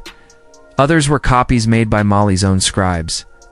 Evidence of the empire's growing intellectual independence and creativity, the economic foundation that supported this cultural flowering, had never been more secure. The gold mines of Bambouk and Bure continued to produce the precious metal that funded Mali's expansion and attracted international trade. But the empire's wealth now flowed from sources more diverse and sustainable than simple mineral extraction. Agricultural improvements, many inspired by techniques Musa had observed during his travels, increased crop yields and supported a larger population. New crops, introduced through the expanded trade networks, provided both dietary variety and additional export opportunities. The salt mines of Tagaza, while harsh and remote, operated with an efficiency that reflected Mali's sophisticated understanding of both the technical challenges of extraction and the economic principles that governed long-distance trade. Caravans moved with clockwork regularity between the mines and the markets of the south, carrying not just salt but newsletters and small luxury items that maintained the cultural connections that were increasingly important to Mali's international standing. Trade routes that had once carried simple exchanges of gold for salt, horses for slaves, now supported a much more complex commerce in ideas, techniques, and finished goods. Mali's craftsmen, inspired by examples they had seen or heard described, produced textiles and metalwork, leather goods and ivory carvings that were prized throughout the Islamic world. The distinctive style that emerged from these workshops clearly African in its inspiration, but sophisticated in its execution, became a mark of quality that enhanced Mali's reputation and commanded premium prices in distant markets. But perhaps the most remarkable aspect of Mali's golden age was the way prosperity was shared throughout the empire. This wasn't merely a matter of royal generosity, though Musa's legendary largesse continued to be a significant factor in maintaining loyalty and reducing internal tensions. Rather, it reflected a systematic approach to governance that recognized the connection between widespread well-being and political stability. Regional governors, many of whom were members of the royal family or longtime allies, administered their territories with considerable autonomy, but within a framework of shared principles and common objectives. Justice was dispensed according to Islamic law, supplemented by local customs, creating a legal system that was both consistent across the empire and sensitive to regional variations. Wow. Trade was facilitated by common standards of measurement and currency, but local markets were allowed to flourish according to their particular advantages and traditions. The evening hours in Mali's cities had taken on a distinctive character during these prosperous years. As the heat of the day faded and the call to evening prayer echoed from the minarets, a gentle transformation would begin. Markets that had been bustling with commercial activity would gradually shift toward social gathering places where news was shared, stories told, and the informal education that is the foundation of any healthy society would continue. Musicians would emerge with their instruments. Poets would gather their audiences. The oral traditions that preserved Mali's history would be renewed and refreshed for another generation in the royal quarters. These evening hours might find Musa himself participating in discussions that ranged from practical questions of governance to abstract philosophical debates. The emperor, who had once been known primarily for his wealth and power, was now recognized as a patron of learning, whose court attracted some of the finest minds of his age. These gatherings weren't formal ceremonies, but relaxed conversations, where ideas could be explored without the constraints of protocol or the pressure of immediate decision-making. The diplomatic relations that Mali maintained during this period reflected the empire's enhanced status in the Islamic world. Embassies were exchanged with the Mamluk Sultanate in Egypt, the Maranid dynasty in Morocco, and various kingdoms along the East African coast. These weren't merely ceremonial exchanges, but working relationships that facilitated trade, shared information about common challenges, and gradually wove Mali into the complex web of alliances and understandings that maintained stability across The Islamic world, military power, remained an important element of Mali's strength. But during these golden years, it was exercised with the restraint that comes from confidence. The empire's borders were secure, protected by a combination of geographical advantages, diplomatic agreements, and a military reputation that discouraged potential aggressors. Internal rebellions, which had been a periodic challenge during the empire's expansion phase, became increasingly rare as the benefits of belonging to this prosperous and well-governed state became apparent to previously reluctant subjects. As the years of Musa's mature reign accumulated, creating a legacy that would outlast any individual lifetime, it became clear that Mali had achieved something remarkably: a synthesis of military strength, economic prosperity, cultural sophistication, and political wisdom that created a civilization worthy of comparison with any that had existed in Africa or elsewhere. It was a golden age in the truest sense, not just because of the precious metal that had made it possible, but because of the human flourishing it had made possible. Time moves differently for kings than for other men, measured not in the simple progression of seasons, but in the gradual accumulation of responsibilities, the slow transformation of urgent decisions into historical precedents, and the gentle but inexorable shift from active leadership to contemplative wisdom. For Mansa Musa, the later years of his reign brought a different rhythm to his days, quieter but no less significant chapter in a life that had already left an indelible mark on the world. The morning prayers that had always begun his day now carried a deeper resonance, the familiar Arabic phrases worn smooth like river stones by decades of repetition, yet somehow more meaningful for that very familiarity. In the pre-dawn darkness of his private chambers, with the sounds of the waking city still distant and muted, Musa would kneel in the direction of Mecca and feel himself connected not just to the daily obligations of faith, but to the vast community of believers that stretched across continents and centuries. These were moments of profound stillness, when the weight of empire seemed to lift from his shoulders, and he was simply a man in conversation with his Creator. The administrative duties that had once consumed his days were now largely delegated. 2 trusted lieutenants and capable administrators who had been trained in his methods and shared his vision for Mali's future. This wasn't the delegation of a ruler grown lazy or indifferent, but rather the careful cultivation of institutional strength that would outlast any individual leader. Musa had learned, perhaps from observing other kingdoms during his travels, that the true test of any empire was not its ability to flourish under exceptional leadership, but its capacity to maintain stability and prosperity through the ordinary competence of well-chosen successors. His role had evolved into something more akin to that of an elder statesman, called upon for the most significant decisions but freed from the daily minutiae that had once required his personal attention. When disputes arose that local governors could not resolve, when diplomatic situations required the delicate touch that comes only from long experience, when major policy decisions needed the authority that only the emperor himself could provide, these were the occasions that still demanded his direct involvement. And he approached them with the measured deliberation of a man who had learned that wisdom often lies in knowing when not to act as much as in knowing when decisive action is required. The afternoons often found him in conversation with the scholars and advisors who had become not just counselors but genuine friends during the long years of his reign. These weren't the formal audiences of his earlier years, with their careful protocols and diplomatic niceties, but relaxed discussions where ideas could be explored without immediate practical consequences, where philosophical questions could be pondered for their own sake rather than for their immediate utility in governance. In these conversations, the experiences of his pilgrimage remained a recurring theme, not because he was trapped in nostalgia for past glories, but because that journey had provided him with a perspective that continued to inform his understanding of Mali's place in the larger world. He would speak of the libraries he had visited, not with the wonder of a provincial ruler overwhelmed by foreign sophistication, but with the appreciation of a man who had successfully created similar institutions in his own domain. He discussed the political arrangements he had observed during his travels with the insight of someone who had experimented with different approaches and learned from both successes and failures.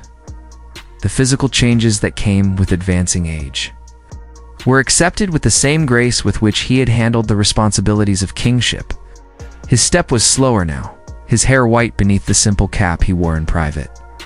His hands marked by the accumulated small injuries and calluses that come from a lifetime of activity.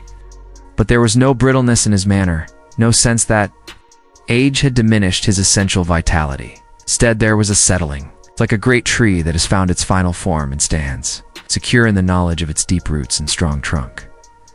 The relationships within his family had deepened and become more complex as sons and nephews came of age and took on increasing responsibilities within the empire. Musa watched these younger men with the particular satisfaction that comes from seeing one's own values and methods successfully transmitted to the next generation. But he was careful not to impose his own solutions on their challenges, understanding that each generation must find its own way of expressing enduring principles in response to changing circumstances. The succession question, which in many kingdoms becomes a source of destructive competition and civil conflict, was handled with the same thoughtful deliberation that characterized all of Musa's major decisions. Rather than allowing uncertainty to breed intrigue, he gradually made clear his preferences while ensuring that the transition, when it came, would preserve the stability that Mali had achieved during his long reign. This wasn't a matter of sudden announcements or dramatic pronouncements, but rather the careful construction of consensus among the various factions and interest groups that any successful ruler must manage. The evening hours, which had always been precious to him, became even more significant as the years accumulated. These were times for reflection, for the quiet review of decisions made and opportunities missed, for the gentle pleasure that comes from watching the sun set over lands that have been well governed and people who have been able to prosper in peace. From the roof terrace of the palace, he could see the lights beginning to twinkle in the city below, each one representing a family, a livelihood, a small collection of hopes and dreams that his leadership had helped to protect and nurture. Sometimes, on these quiet evenings, visitors would join him, LLD friends, whose company required no ceremony. Younger relatives seeking advice, occasionally foreign dignitaries who had requested a private audience away from the formal protocols of state meetings. The conversations that developed in this relaxed atmosphere often proved more valuable than any formal negotiation, creating the personal relationships and mutual understanding that are the true foundation of successful diplomacy. The letters that arrived regularly from correspondents across the Islamic world provided another connection to the broader civilization, of which Mali was now an integral part. These weren't just official communications about trade agreements or political developments, but personal messages from scholars, rulers, and religious leaders who had come to regard Musa as a colleague and friend, rather than simply as a distant potentate. Reading these letters, responding to them with the careful attention that friendship deserves, become one of the quiet pleasures of his later years. The projects that he initiated during this period reflected his growing awareness of mortality and his desire to ensure that his legacy would endure beyond his own lifetime. New mosques and schools were planned and begun, designed not as monuments to his own glory, but as institutions that would serve Mali's needs for generations to come. The agricultural improvements that had increased food production were systematically extended to new regions, creating a foundation of prosperity that would outlast any individual ruler's fortunes. But perhaps most importantly, the later years of Musa's reign were marked by a deepening spiritual awareness that informed all his decisions and relationships. This wasn't the sudden conversion of a man confronting his mortality, but rather the natural evolution of a faith that had always been central to his identity. The Islamic principles that had guided his public life now provided increasing comfort and direction for his private thoughts and personal relationships. The rhythm of prayers that structured each day became not just a religious obligation, but a source of peace and continuity in a world where change was the only constant. The pilgrimage he had completed years earlier remained a living memory that continued to provide guidance and inspiration, not as a distant achievement, but as an ongoing relationship with the sacred that formed every decision and colored every experience. As the years passed and whispers began to circulate about succession and the future of the empire, Musa maintained the same calm dignity that had characterized his entire reign. He had done what he could to prepare Mali for the challenges that would come after his death. But he understood that each generation must ultimately take responsibility for its own choices and their consequences. His legacy would be measured, not by the preservation of any particular arrangement of power, but by the institutions, traditions, and principles he had established that would help future leaders navigate whatever challenges they might face in the vast library of human memory, where the stories of kings and empires settle into the quiet dust of centuries. Few figures cast as long a shadow as Mansa Musa, long after the last echoes of his caravan's bells had faded across the Saharan dunes. Long after the golden coins he had distributed so freely in Cairo had been melted down and recast into new forms, the memory of his reign continued to ripple outward like circles on still water, touching shores he had never seen and influencing events he could never have imagined. The maps that began to appear in European scriptoriums in the decades following his pilgrimage bore silent testimony to the impression it made on the medieval world's understanding of Africa, where once the vast continent south of the Sahara had been depicted as an empty space populated by fantastic creatures and mythical kingdoms. Now cartographers carefully inscribed the name Mali across substantial territories, and beside it, with growing frequency, the figure of a dignified ruler holding an orb of gold. These weren't merely decorative additions to satisfy artistic sensibilities, they represented a fundamental shift in how the known world conceived of African civilization and political organization. The Catalan Atlas, drawn by Abraham Cresques for the French court, perhaps captured this transformation most eloquently. In its detailed panels, Mansa Musa appears as the equal of any European or Asian monarch, his realm depicted with the same careful attention to geographical and political detail accorded to France or Egypt or the Byzantine Empire. The accompanying text, written in the precise Latin of medieval scholarship, describes Mali not as some exotic curiosity at the edge of the civilized world, but as a major power whose wealth and influence commanded respect and whose trade relationships were essential to the broader patterns of international commerce. But the influence of Musa's legacy extended far beyond the symbolic realm of cartographic recognition. The trade relationships he had established and strengthened during his pilgrimage created lasting commercial networks that continued to channel African gold and other products into Mediterranean and Middle Eastern markets long after his death. The Italian merchants who had marveled at his spending in Alexandria established permanent representatives in Mali's trading cities, creating the first sustained European commercial presence in sub-Saharan Africa and laying the groundwork for relationships that would eventually reshape the entire continent. The intellectual connections forged during his reign proved even more enduring than the commercial ones. The scholars who had been attracted to Mali's courts during Musa's golden years established schools and libraries that became permanent features of West African intellectual life. Timbuktu, Jen, and other centers of learning continued to attract students from across the Islamic world, creating a tradition of African scholarship that would persist for centuries. The manuscripts produced in these centers, covering subjects from astronomy and mathematics to poetry and religious commentary, represent one of the world's great intellectual traditions, a body of knowledge that remained largely unknown to European scholars until the colonial period, but which played a crucial role in preserving and advancing Islamic learning during times of political upheaval elsewhere. Perhaps most significantly, Musa's reign established a model of African political an organization that influenced the development of subsequent kingdoms throughout West Africa. The administrative systems he refined, the diplomatic protocols he established, the military innovations he sponsored, the economic policies he implemented, all became part of a template for successful governance that future rulers would adapt to their own circumstances. The Ghana Empire had demonstrated the possibility of large-scale political organization in the region.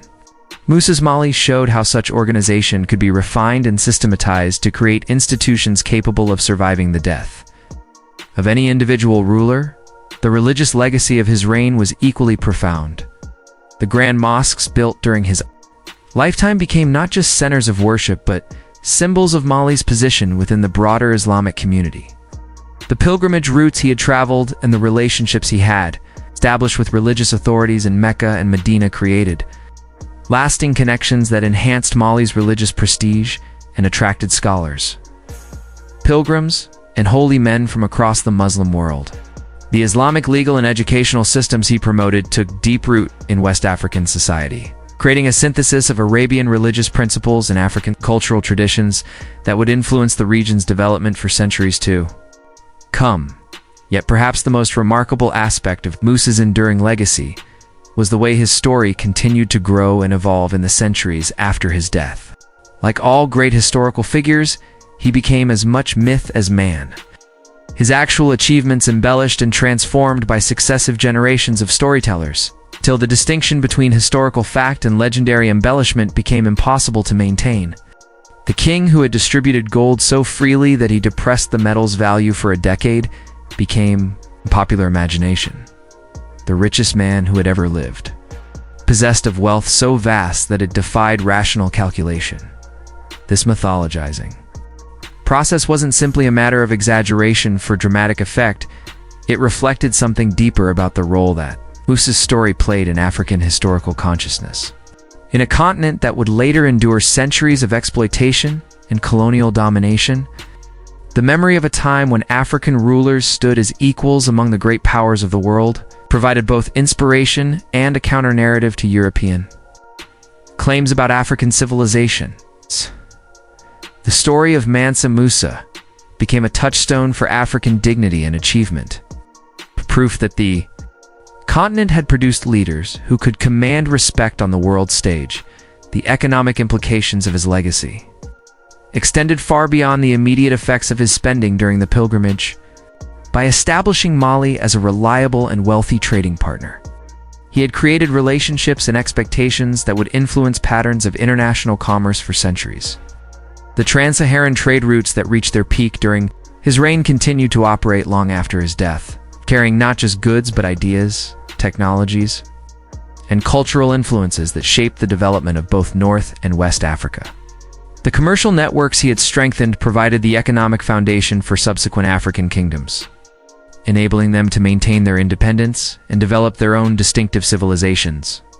In the realm of cultural exchange, Musa's pilgrimage had opened doors that would never entirely close. The architectural influences he had absorbed during his travels continued to shape building practices throughout Mali for generations, creating a distinctive West African Islamic style that can still be observed in surviving structures. The artistic techniques, musical traditions, and literary forms that had been introduced during his reign became permanent parts of the regional culture, enriching it in ways that continued to bear fruit long after their origins had been forgotten. The diplomatic precedents he had established similarly outlasted his own lifetime. The protocols for receiving foreign ambassadors, the standards for royal correspondence, expectations for international behavior all had been refined during his reign into a sophisticated system that subsequent rulers could adapt and employ. Mali's position as a major power in the Islamic world, established during Musa's pilgrimage and consolidated during his later years, provided his successors with a foundation of international respect that they could build upon, or, through mismanagement, gradually erode. But ultimately, perhaps the most profound aspect of Mansa Musa's legacy lies in the demonstration he provided of what was possible when wealth was combined with wisdom, when power was exercised with restraint, and when local traditions were enriched rather than overwhelmed by contact with broader civilizations. His reign showed that African societies could absorb and adapt influences from the wider world while maintaining their essential character, that political organization could serve the needs of justice and prosperity, rather than merely the ambitions of rulers, and that success in one arena, whether military, economic, or religious, need not come at the expense of achievement in others. As the centuries passed and his story was retold by generation after generation of historians, poets, and storytellers, Mansa Musa became not just a figure from Mali's past, but a symbol of Africa's potential. a reminder that the continent had produced leaders whose vision and achievement could serve as inspiration for future generations, seeking to build just and prosperous societies in their own times. And so we come to the gentle close of our long journey through the golden corridors of memory, where the footsteps of Mansa Musa have grown soft with the passage of centuries. Like sand settling into the quiet patterns that wind and time create across the vast Saharan dunes. The great emperor sleeps now in the earth of Mali, his mighty voice silenced, his generous hand stilled, but the echoes of his reign continue to whisper across the desert nights like the distant sound of caravan bells, carried on the harmattan. Wind. In the approaching darkness of this tale's ending, we can almost hear the last conversations around dying campfires. The final prayers offered under stars that have watched over countless pilgrims and travelers. The golden age of Mali fades into the twilight of memory, but it does not disappear, settles instead into that peaceful realm where great stories go to rest, waiting to be discovered again by new voices, new listeners, new dreamers who seek inspiration in the achievements of those who came before. The desert remembers everything, they say, and perhaps in the shifting sands that once felt the weight of Musa's great caravan, there remain traces of that extraordinary journey, grains of dust that once swirled around the feet of scholars and pilgrims. Particles that caught the gleam of gold distributed with legendary generosity, tiny fragments of earth that witnessed the moment when a West African emperor walked among the great powers of the medieval world as their acknowledged equal. The rivers of Mali still flow toward the sea, carrying with them the silted memories of prosperity and peace, of justice dispensed, with wisdom and wealth shared with open hands. The acacia trees still spread their thorny branches against the vast sky, offering shade to travelers as they offered shelter to the caravans that once made Mali the crossroads of Africa. The mud brick mosques still rise from ancient cities, their distinctive architecture speaking eloquently of a time when African civilization stood at the very center of the Islamic world's intellectual and commercial networks. But for us, for this moment, the story draws to its quiet close. The great narrative arc that began with a young prince inheriting an already mighty kingdom and carried us through the transformation of that inheritance into something unprecedented in African history has reached its natural conclusion. We have walked beside Mansa Musa through the years of expansion and consolidation, shared the dust and wonder of his legendary pilgrimage, witnessed the golden flowering of his mature reign, and accompanied him through the contemplative twilight of his later years. Now, as sleep calls and consciousness begins to drift toward that peaceful realm where stories and dreams intertwine, we can let the memory of Mali's golden age settle gently around us like a comfortable blanket. The urgent concerns of our own time fade into the background, replaced by the slower rhythms of an ancient world where patience was a virtue, where wisdom was more precious than gold, and where a single ruler's vision could transform not just a kingdom but the very way the world understood what African civilization could achieve. Let the desert wind carry away the day's worries as it once carried the prayers of pilgrims toward Mecca. Let the stars that guided Mansa Musa's caravan across the Sahara guide us now toward the gentle country of sleep, where golden kingdoms wait in dreams and every ending becomes a new beginning.